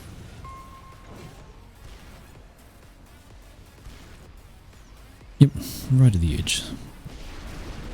Start knocking stuff out. Okay, cool. You are going to T2, give me 3 NGs. You guys are going to assist that. You're going down.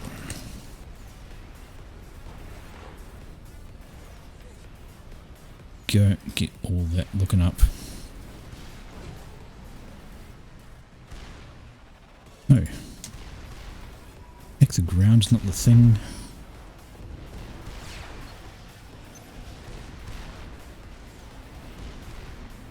Okay, I am going to win that war because it's just short. Oh, that's hilarious. Can't grab fire that which you can't reach. Okay. Pop up some emergency power. So we can shield. Move on up. You can stop, you're not doing anything. And you can stop as well. Cool. We have a winner. And he's going to get nothing done. Sweet. Okay, he pushed, but I don't know if it's going to have been worth it. He hasn't even built those. Why is there even a... Good. Alright, well, cool. It will die. And I'll get some mess.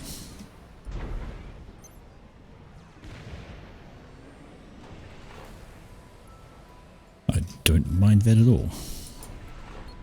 Alright, and get these guys ready to put some storage around after they finish the upgrades. Grab those because I'm going to need it.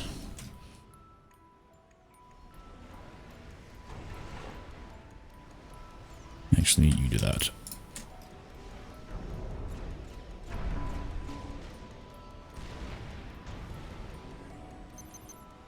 Okay, we're going to stop that. Alright, he's putting up a shield gen. It looks like it's going to be a BD war.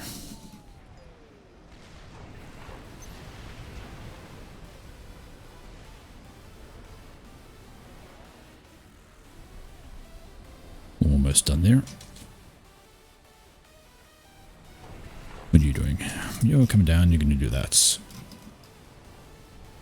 Now the problem is he does now have extra eco, which is going to be an issue. A shield up and another shield. I think we're going to see T2ID. Alright. Back effect is good.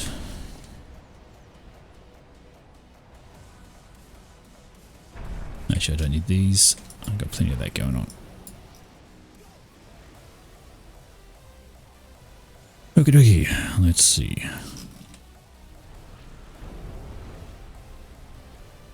We are almost done there, and we have T2 NG out. Excelente.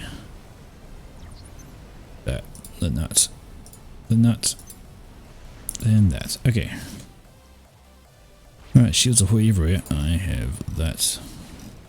Just going to eco up. Just, yeah, there we go. T2 ID. Unfortunately, we can't sit on that, so we have to start our own. Let's grab a few more of them. Go help.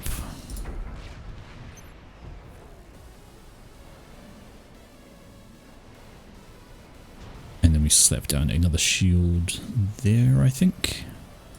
Yeah. Look at upgrading those. Grab a few of them. Do that slowly. What?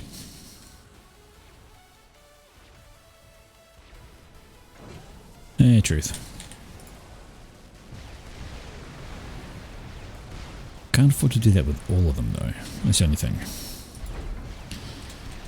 Won't do that. I'm going to chuck down another couple of these.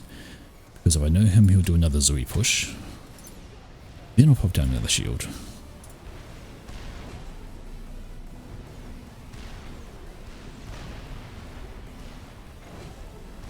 Right, here comes Zoe Swarm. Okay.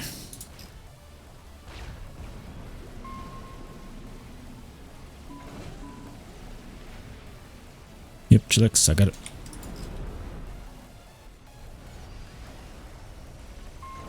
Attack him with what? I don't got nothing to attack him with.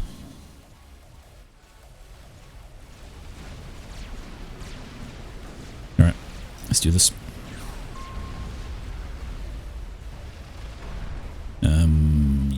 UHQ? Yeah, UHQ.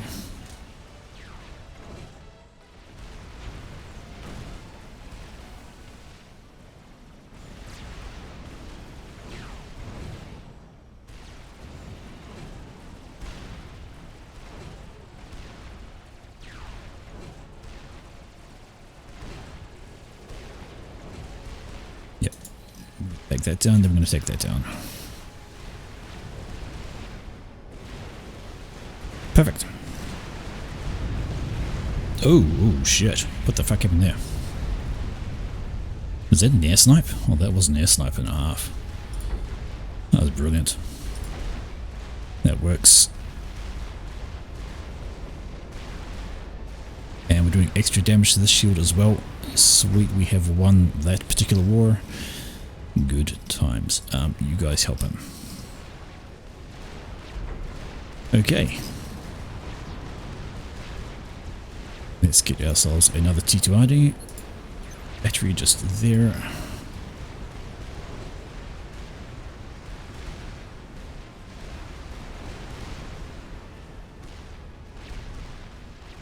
And that'll be all she wrote for that. And then we can ease off a little bit. So he has got a fair number of Zoes.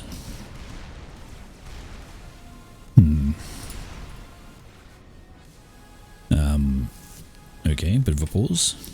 Who's gone? Oh, no, there we go. Putana disconnected. I think that was the dead guy, so we are good. And a push coming in. Very good timing there.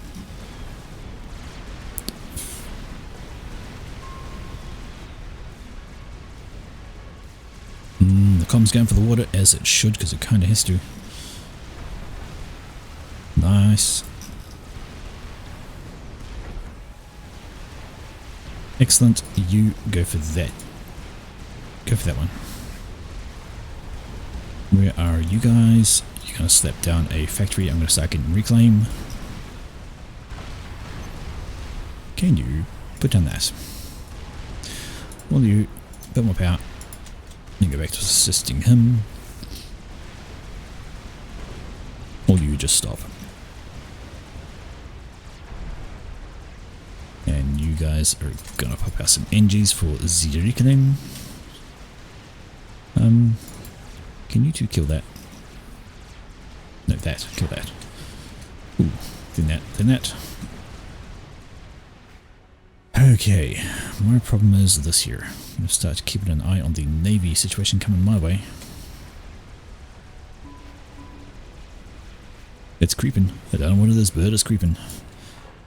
You guys are going to stack up a radar into there. That's my power back here. Well, it's all good.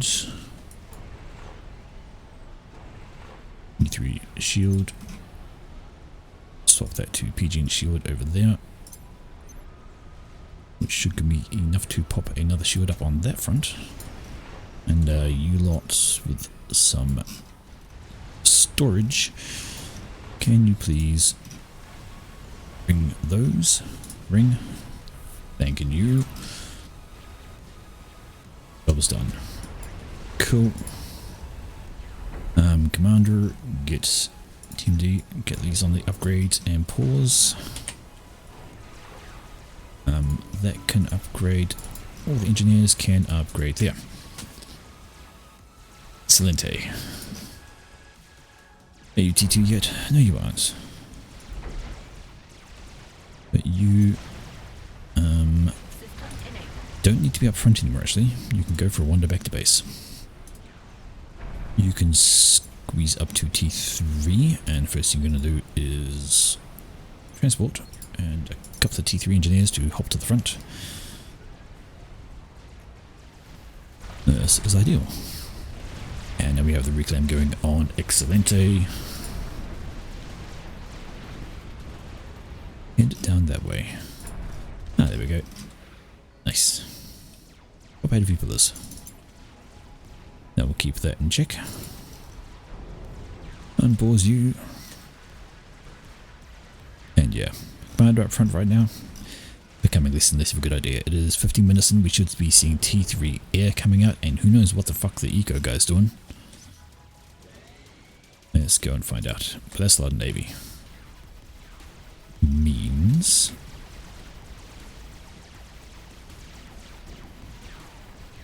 yeah, I still want all this reclaim. Right, is our e-storage? We're good to go on that front. Please assist. Alright, T2 ID is saying hello to the navy over there. Why not? It's in range. Fire some shots. And do we have T2 radar? Very nearly.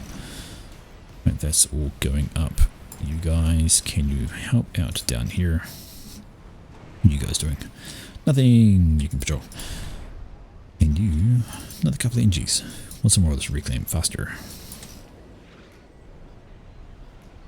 Do we have SMD? Or no, we don't. I want to stop throwing scouts away on that front.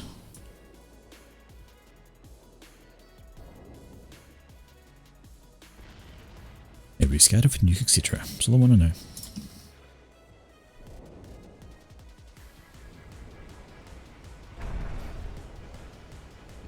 Alright, that's enough pillars. Let's throw out some T2 engineers.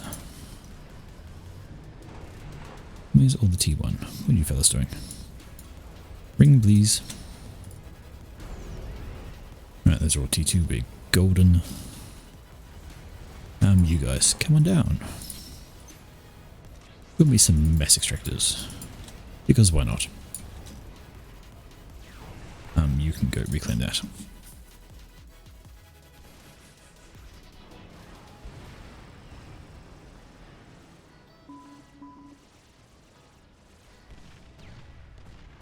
Oh, to build power, he's absolutely going eco.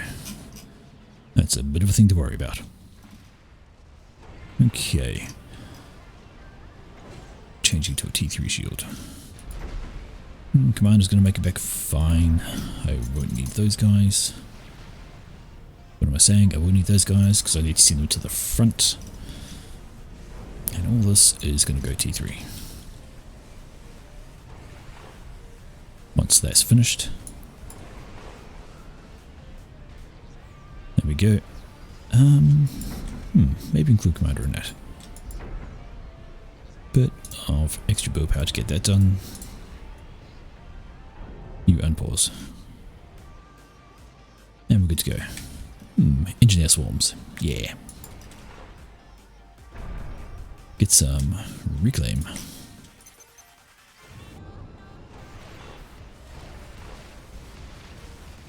Come on up. Oh, now we have the T2 Navy. Yeah, it's a coming. Siren 2. Pain in the buttocks. Nobody likes Siren stealthy Navy. Let's hit the Salems and maybe they'll run away. can you please move out of the distance? A Strat versus Navy. A curious decision. One I wouldn't make myself, but say, I'm not here. Let's get this one upgraded. Almost done with the T3 on that. And hey, why not? Another shield there, another shield there. Oops, scratch that idea. Actually, we need a touch more power. Not too far off losing all that. I'm okay. Where are you guys going? Oh, you're coming back down. Alright, Navy has been shoot off. That's a great idea.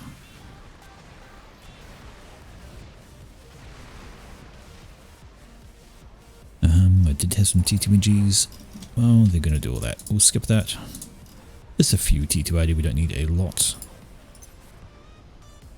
Yep, that'll be fine. Okie dokie. You are looking okay. You're looking good down here. Commander, do kindly assist via that method.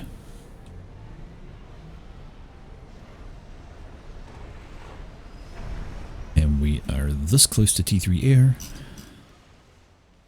We should be good. Once we get some T3 power, we'll look at upgrading that to a Omni. Everybody likes an Omni. Nom nom nom. Nom nom nom. You do sound like a confused person. Because that is not a sound a person generally makes. How are we doing, confused? Having yourself a good day? Nice little bit of a midweek stream just to get some time in and get some games going. Looking okay here. Let's upgrade that. Ah, we have our transport. Excellent. We should see T3 engineers come out. Excellent. Well, okay, so the first question I have is, do you enjoy RTS games? Because that's exactly what this is. It's a base building, it's eco. Well, you're not very secretly a cat if you say you're a cat right now. You can't still claim you're being secret then. Oh shit, that's a lot of power. Okay. Let's scout that because nobody else is. And yeah, we'll just send these guys on a direct line going straight in because why not? Right, you fellas, you come over this way, do some reclaim in that area. What are you lot doing? You come do the same. I want that mass. I got a few ID kind of like as a deterrent more than anything else at that spot. Okay, we have T3 on the Hoi. I mean, the game is not that expensive anymore. You know, it is a... When you get into that, if you do ever get it on Steam, you have to get the Forged Alliance Forever community mod. This opens up basically everything. There's been a community who've been, well, it's just been the community, been patching the game, been updating the game, balance patches, they've developed new maps, they've developed a matchmaking system so you can play against people from all around the world. And honestly, it's kind of a necessity if you're going to play these days. Like, you wouldn't, but you can't play without it. You just won't find matches, you won't find people to play against. None of that will actually happen. It's a shitload of eco and that worries me. Rube is good as an eco person. He is very good ecoing. Okay. We are not going to need these anymore. In fact, you guys can help out. And help out over there as well. Okay. Where do my units go? Must be Navy. No shields. Oh, Jesus Christ. Fuck ton of eco. That is honestly just all eco. Look at it all.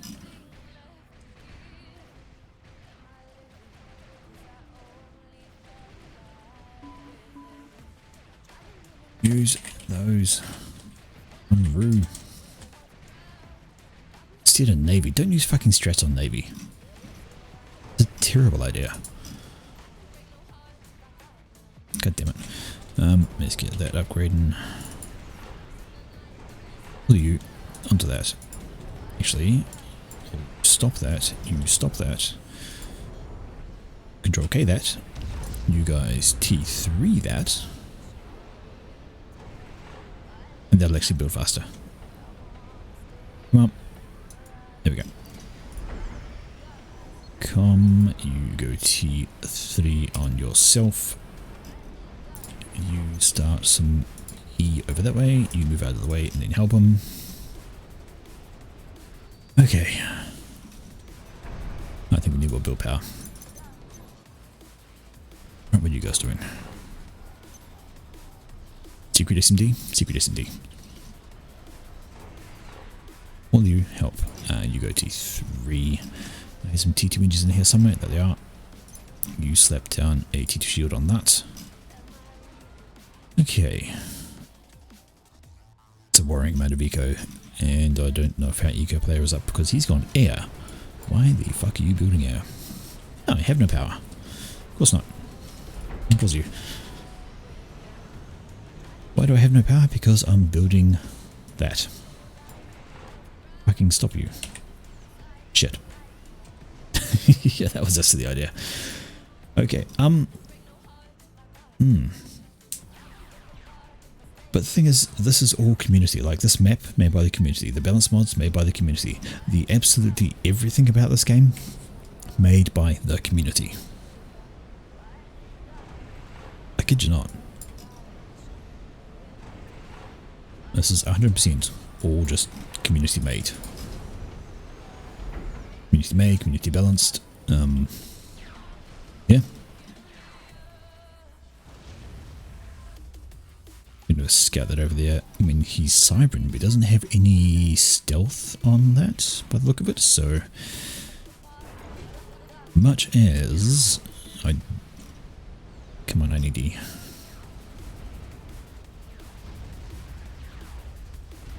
If I need E, why don't I get some? What's all this mess up here?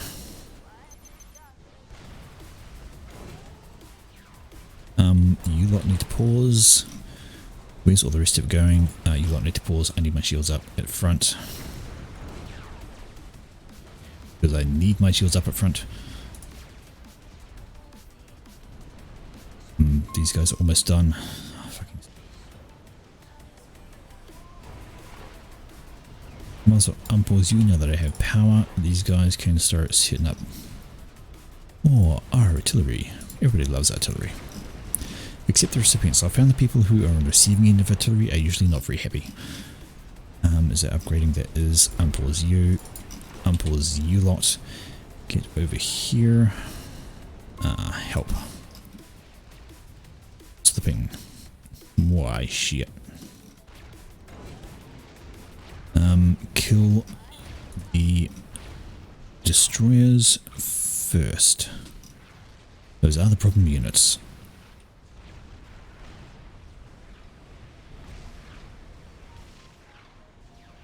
Upgrading, you are upgrading. Kill, kill, kill, kill. That's it, keep moving closer. Son of a bitch. You're gonna have to assist that. God damn, can you get your navy up? Oh, there we go. He's got a battleship. That explains a few things. Righty tidy. Lefty loosey. Where are my T2 engineers? Your T1. Your T2. Okay. Jesus, son of a bitch. I've got mess to burn. Let's do it. Mass. Yeah, beauty. Alright. Will you lot helping that again? Make that T3, not just yet. Yeah. Should be okay. I want some more build power. Everybody wants build power. Please build it in the right place. Up there. Okay, I don't know why I'm building that back there, because I kind of had to rush build something because I was about to stall on mass. Or overflow mass. I can upgrade these. So I can have so much mass. Excelente. You fellas, brilliant. Have that is up and running. You lot, yeah, assist those. And you go T3. I'm absolutely 100% going to need E. E. Energy.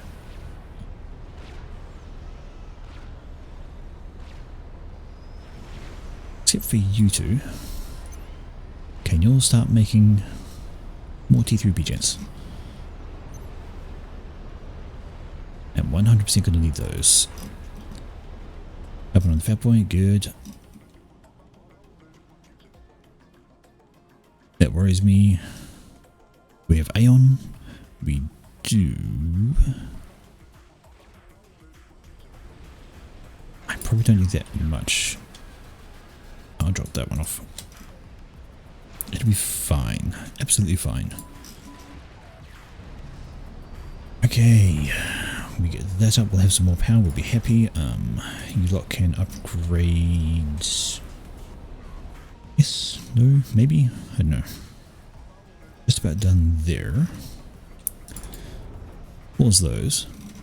We don't have as much mass as we thought we did. And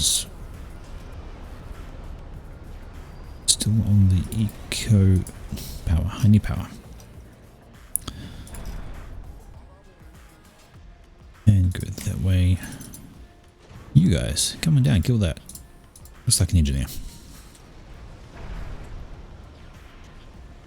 That's done there.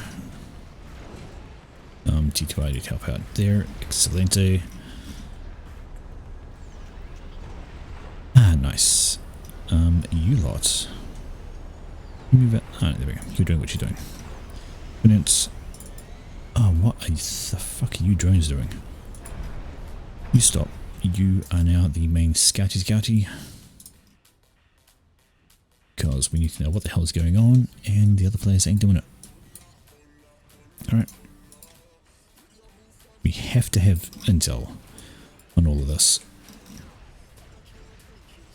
That worries me. There's gonna be a game into it, and we are gonna be fucked. I can sense it.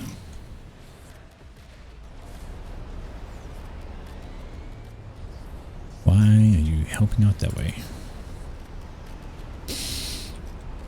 Get that. They're not.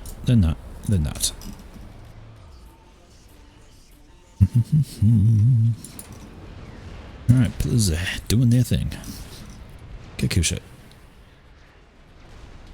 And it is time for Omni up on the front. We are... Well, you guys can do that. You guys can do that. Unpause you. Job done. You guys. Okay. I'm going to get that out of the way. I'll be able to build some more power. Definitely.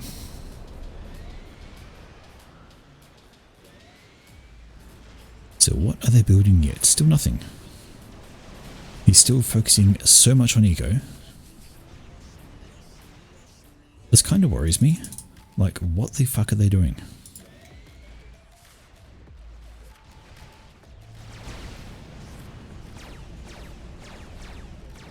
There is just so much going on. Alright.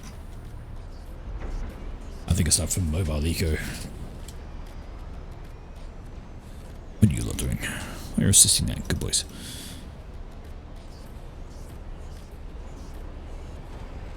With my T3 NGs, you're going to move up here. Start one of those. And you're going to plonk down one of those. Good spot. Yep. Good spot. We'll leave assist that because it's going to do nothing but SACUs. Can res. here. I should Mestal and be okay. I should Mestal and be okay. Oh, it died. You guys go for it. Ah, my pillars died. That's right. Res is on the way. How about we just boost that? Cause fuck you, that's why. You lot congregate up there, you're gonna help build that when it's done. You guys are going to do this. Followed by that. Beside it. I'm gonna throw up a few SAMs in the area. Because SAMs are good. Yeah, I got a fat boy. Let's bring this guy to the front. Right, nuke launcher is loading. This is good. You are taking forever to get to T3, but that's fine. Okay. Commander is a go.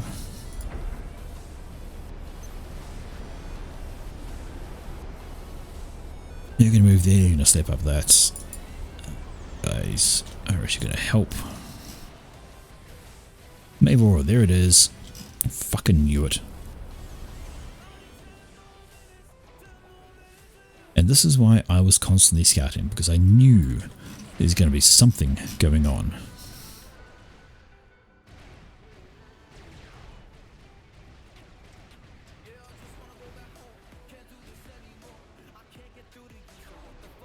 What have we got? Honestly, what have you got to try and counter that?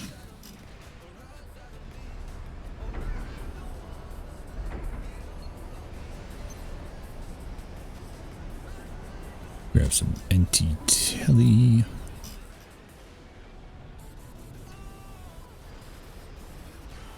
Yep, we got nothing. They've started the Mavor, and it's gonna freaking fly up.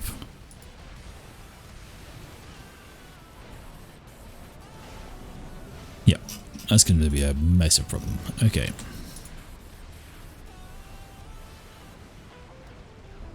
Alright, where's Mako? So I'm going to need more of it. Why are you guys assisting that? You stupid. Only you on there. Fuck me sideways. Okay. We have an issue. Like Houston, we have a definite problem. Now we're like a huge problem. But you got cruisers. Use the cruisers. Where are my T3NGs? Add some T3NGs, so they go. Why have you got no SAMs up the front to kill off random air that flies over? Okay. That's up. That's up. And we get a sneaky SP can right there. Job done. Sneaky T2 shield just for the sake of it. Alright. Yeah. This is known as a problem.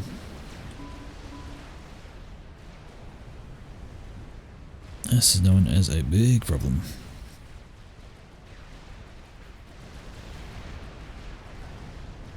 We have to do something.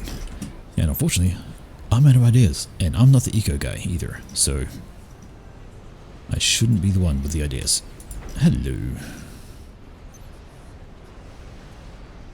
Here's an idea. More shields.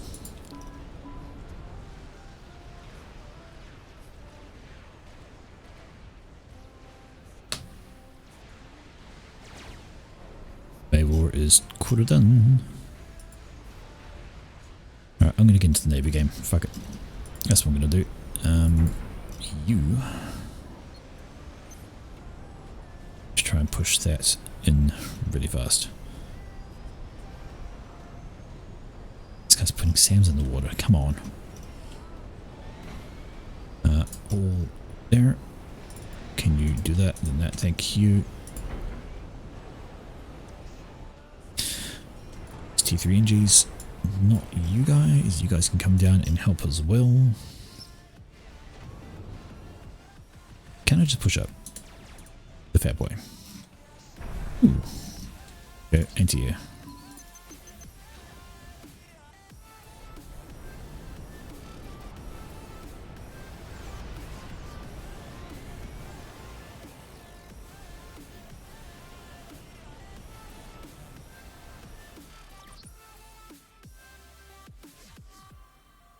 Where's their nuke?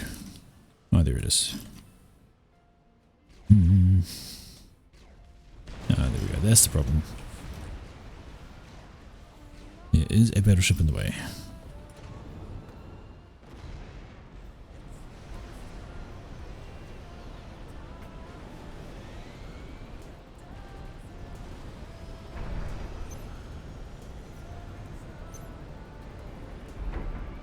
You are going to actually build Atlantis. Atlantis are fun.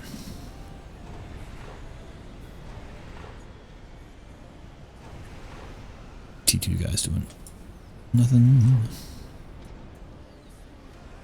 You got plenty of space going in that way.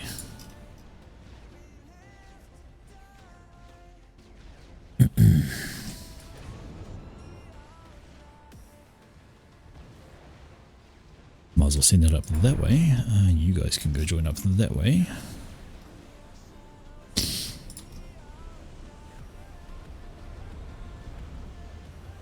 Oh my god.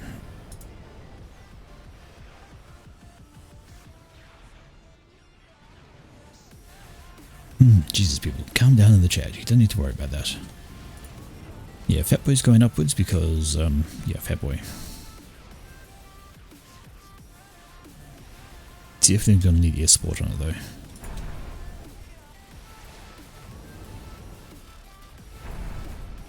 Which you lot can go help. Do we have? We have a lot of air. Don't worry about the air, it's just gonna be a thing. Please load. I need you loading. I need you upgrading. I need you building more of those.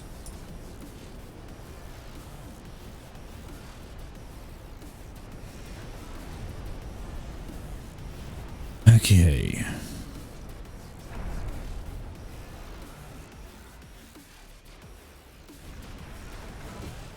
It's gonna have to do up here. Did I have some T2s? I did. Do we have Siren, so we don't need to worry about tech missile defense. We absolutely don't. Should I give this over to SR more? No, I shan't. Where are all my little worker drones? On there. Let's go, let's go, let's go. Yes. Bring in your T2 Navy. Bring it in range of my artillery. I will love it. Love you long time.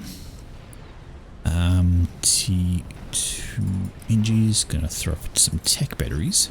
Because, believe it or not, techs are actually pretty good for taking out battleships. Especially if they sit still.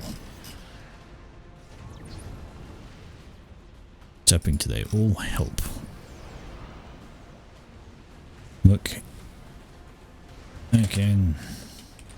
Donate mass. There you go. Boff. I've been waiting for somebody. Oh, then also we? Sure.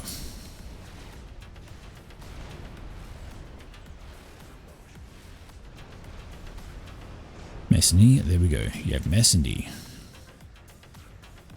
All of it. Okay, your battleship is in range. Let's kill it.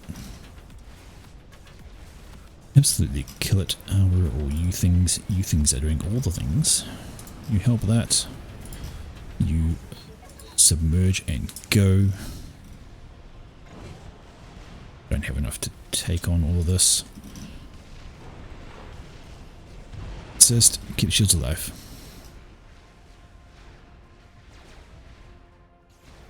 Oh god, what is Fiercely going to do?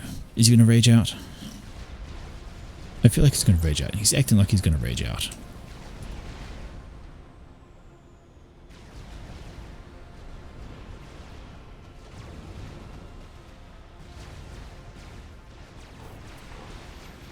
All of this. Come this way.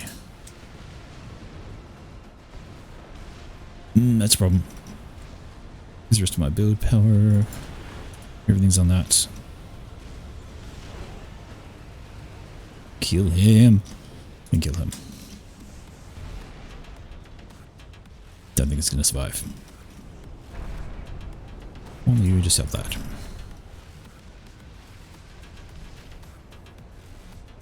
Oh, son of a bitch.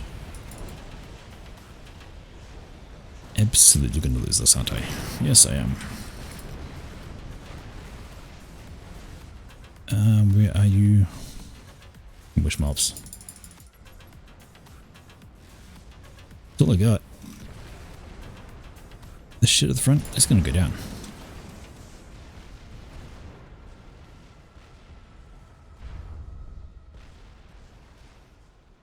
Ah, dear. I am just going to push this the fuck up.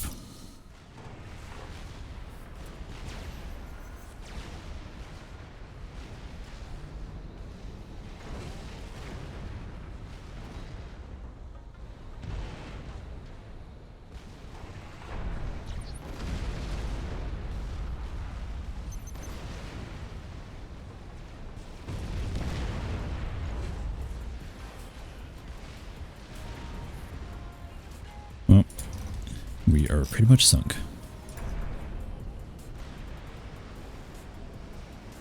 Splat out one of those, couple of those, and one of those. And that's going to be a build queue. All you are doing that. Get down and help. And we've lost mid.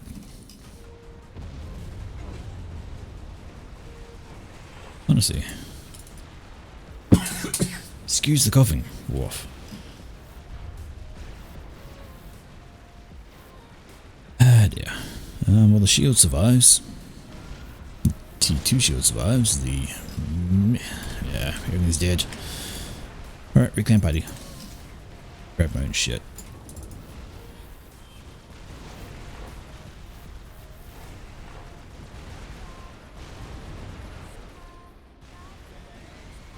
Let's go scouting.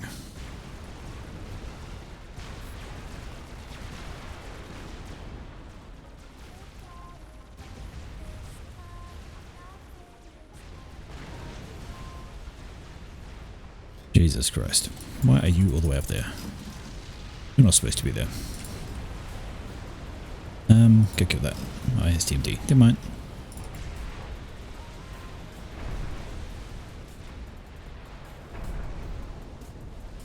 We're gonna do that. Doing that, you're building that, so hey. You lot, just go over and help. Okay.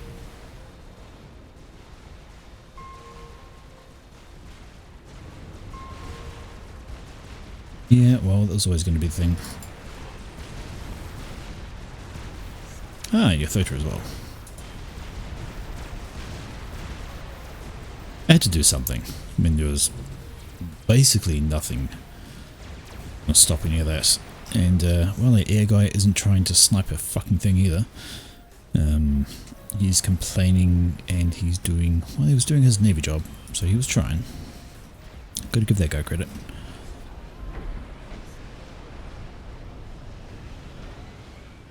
How's that Mavor? Well, it's done. Mavor done.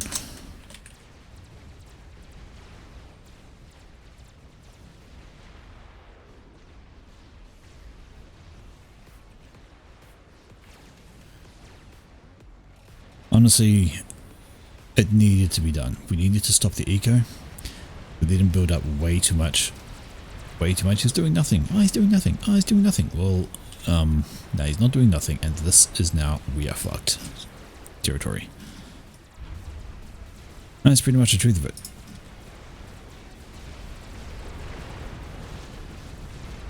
Wow, that's still alive?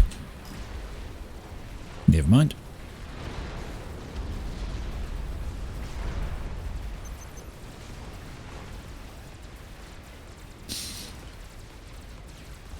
that a commander in the water? Probably. Doesn't matter. Alright, all you. Just build another more of these. Let's do it.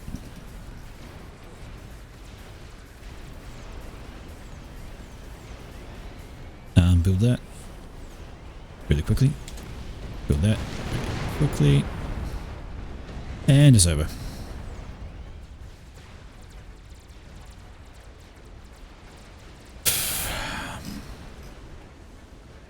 And it's game. Mabel was probably our only help out of all that. Only thing that was maybe going to keep us up and running. But, yeah. Big maybe. Still hearing... Oh, stop there. Chicken having a go at things. That's fine. I mean, I'd like to say I think I did my job. As such. Oh, which is control gate.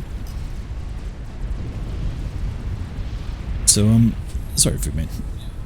When you say not even attempting help, you're talking about helping with the Mavor? Yeah. I don't know, but there's going to be Control K out, I would imagine. He's gone. Zem is gone without Control K or anything, so... yeah, that's basically it. Basically, yes.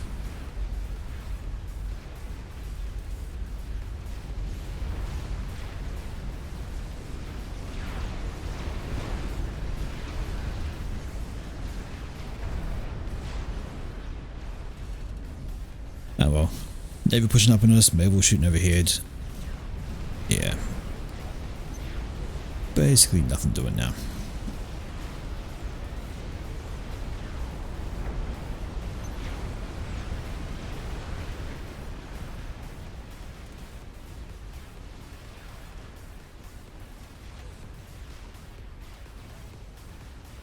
And using strats on Navy.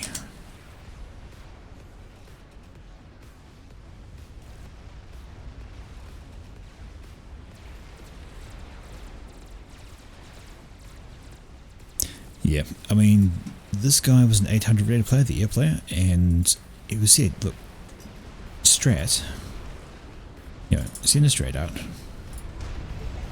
go strat the eco guy, take care of his eco, make it go away, and, you know, that would have been a good thing. Because, by doing that, his eco would have gone away, would have delayed the Mavor. Would have delayed, well, basically everything. So these strats are these... no, they're battleship shots. Okay. You guys... sit on that. Cool.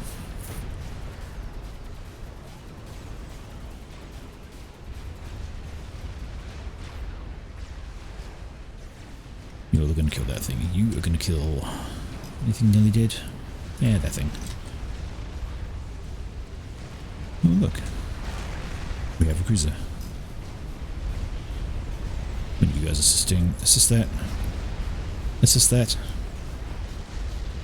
I don't think it's gonna stay alive, but hey. You never know, and there's a shit ton of battleships.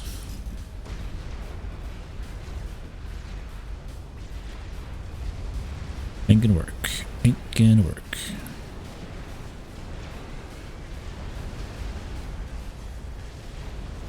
Two-minute battleships. Oh, it's gone. Assist that. Oh, no. Not my eco. Kill, kill, kill, kill, kill, kill, kill, kill. Oh, somebody's dead. And it's going to be fierce. No, he's out of the water. But there are strats. He's dead either way. Ah, well. Oh, it's the Mavor. Right, right, right.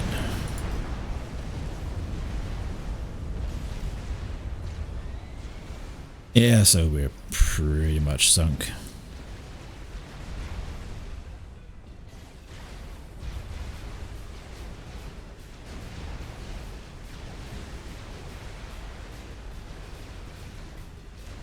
earlier. Oh, you're talking about ages ago with this lot. Yeah, I don't know. He was outmatched in Navy, I'm gonna say.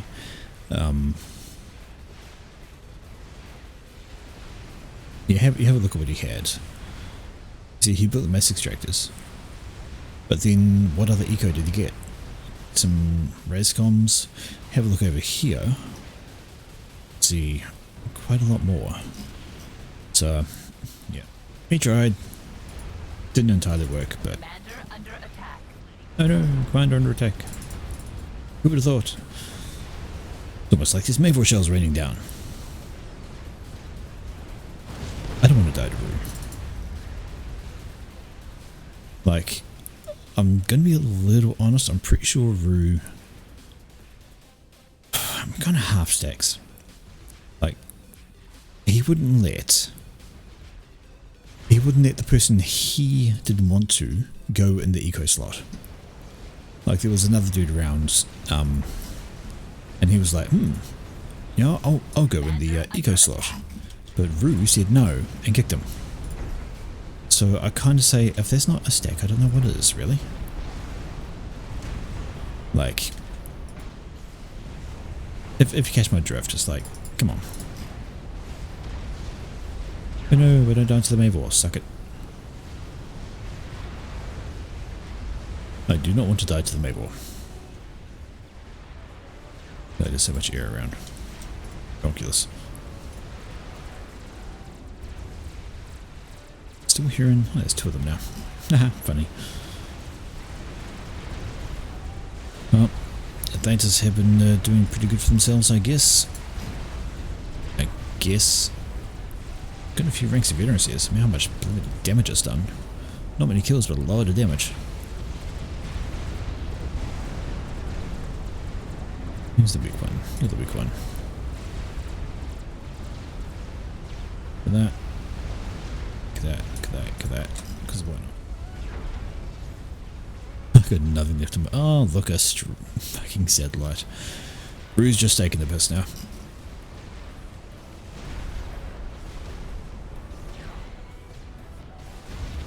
Ah, they killed my factory. With the Mayvor. Oh, good times.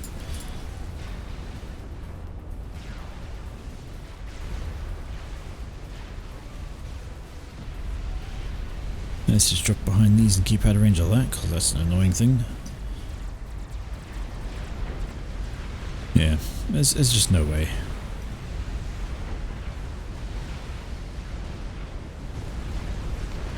Satellite killing build power. Ah, what a surprise. I mean, I thought it'd be killing that, to be honest.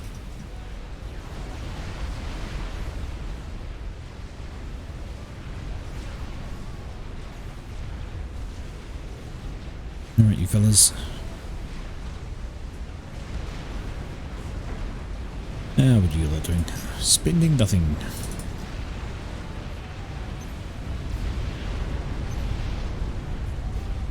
What exploded? Oh, hello. A bunch of teleport SSUs. Oh, Fierce tried something. Not a bad something, I guess. Oh, point blank defensive nuke. Yeah, I guess. Strategic launch detected. More. So it looks like he had a plan. I don't think his plan's going to work because he's about to die from nukes. Sorry, subs. And I think he rage quit. There we go. Yep.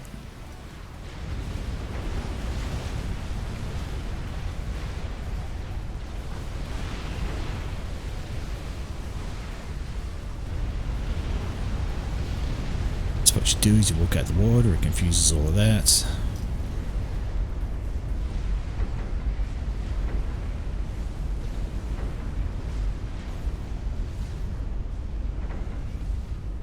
Yay.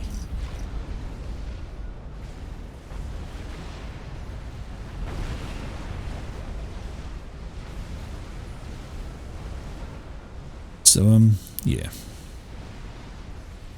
Probably a good note to say not do Rowie again.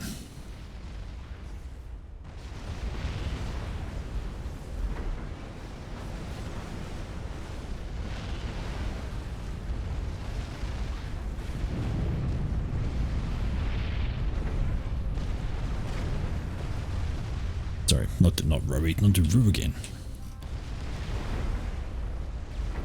I don't know if I've got the eco to tally. I have to drop my shield. Strategic launch detected. And then there's that issue. Like, we have no... Who's got the nuke anyway? Is it Nobby's? Nobby's Jeremy. That's fine. Yes, I'll do that. You guys come help. But you're right, I might as well give it a crack. Alright, the question is, where's the nuke going? It's probably gonna land within range of everything. You do that. Oh, hello. Oh, no, he teleported then. I thought maybe he lived, but nope. And that nuke is gonna land. Oh, it's not. Oh my god, that's hilarious. One SMD survives just long enough. I'm not gonna get the teleport done. Simply don't have the time. You ground firing my shit. No, okay, that's fine.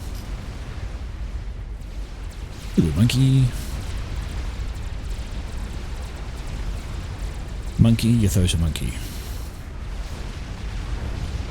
No, not my transport. Oh well.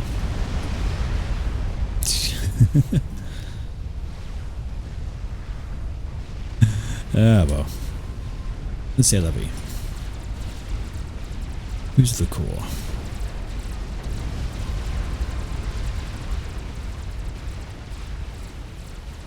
Commander under attack. Oopsie. Oh, that's fine. These guys are hilarious.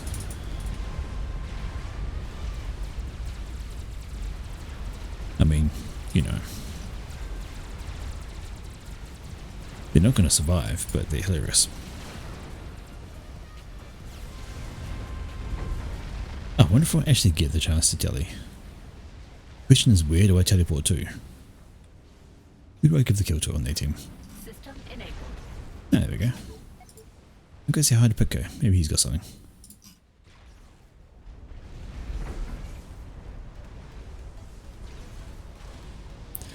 Teleport ahoy! Yeah, anyone but Rue, basically. I agree with that. I'm going to go there. Go wee. Blind telly.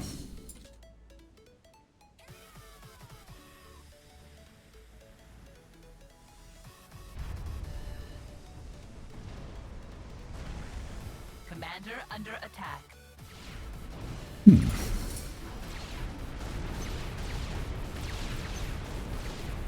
Might even get somebody here. Wouldn't that be hilarious? Commander under Oh, attack. kill him. Just kill him. Oh, he's under shields. Damn it all. What shield's blocking that? That one? Pounded it.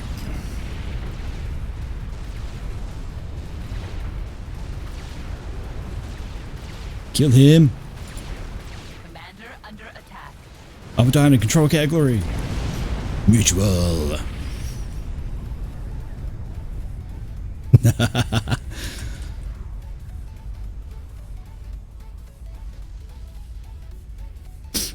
I great on my terms. Ah, that's alright. That's right. That was an interesting ballsy push from my opponent on the mid. Like, he got to come right up here, did a very fast T2 upgrade. I don't think it worked though. Like, yeah, he got the initial advantage, but then I had a larger eco advantage and was able to basically knock him out of that position. Yeah, I'm gonna say though, ages ago, when I saw all of this happening, it's like, okay, we need to stop that. We need to, there were no shields on that, should have thrown some strats over to knock them all out. Just a few strats to run straight down there, drop the bombs and blow things up. Would have delayed him so much. But no. And I'd still love an answer as to why Rue did not want somebody, particular person he did not want in this slot. So I do believe he anti-stacked. You think they had a few strats coming for me? Just a few. Just a few strats. I have no idea what my eco was. Oh, the eco player was Wish, the 600. And Rue is not a 900. I'm going to say that now. He regularly plays with like 1k 1200 plus guys on Gap. So he is not a 900. He didn't let the 1000 rated player on our team play in the eco slot. He kicked him because he didn't want to face up against him. And you have a look at this. That's not 900 rated player kind of activity. Like, he shared eco, all of this, and his build and everything. Nah. So, yeah, he anti-stacked, I guess you could say. Didn't let somebody good play against him. Anyway, that's all well and good. Probably a bit of a daft game to end the night on, but it was the only game that was going. However, that is going to be the end of the night. I am going to duck out there, folks. It has been fun. Some good casts at the start, and that Tesla Island one is still just absolutely silly. With that tack snipe as well, with 32 tack launches. Jesus, so many fucking tack launches. Still, it was a good game. It was fun. I had a bit of fun with my game. Won my slot, as it were. Like, I feel like I beat my mid player, and yeah, I think overall I did an okay performance. Still, that's going to be me, folks. Have yourselves a good evening, day, night, morning, whatever time zone you're in. Take it easy, take care, have fun, and we shall see you next time. Farewell.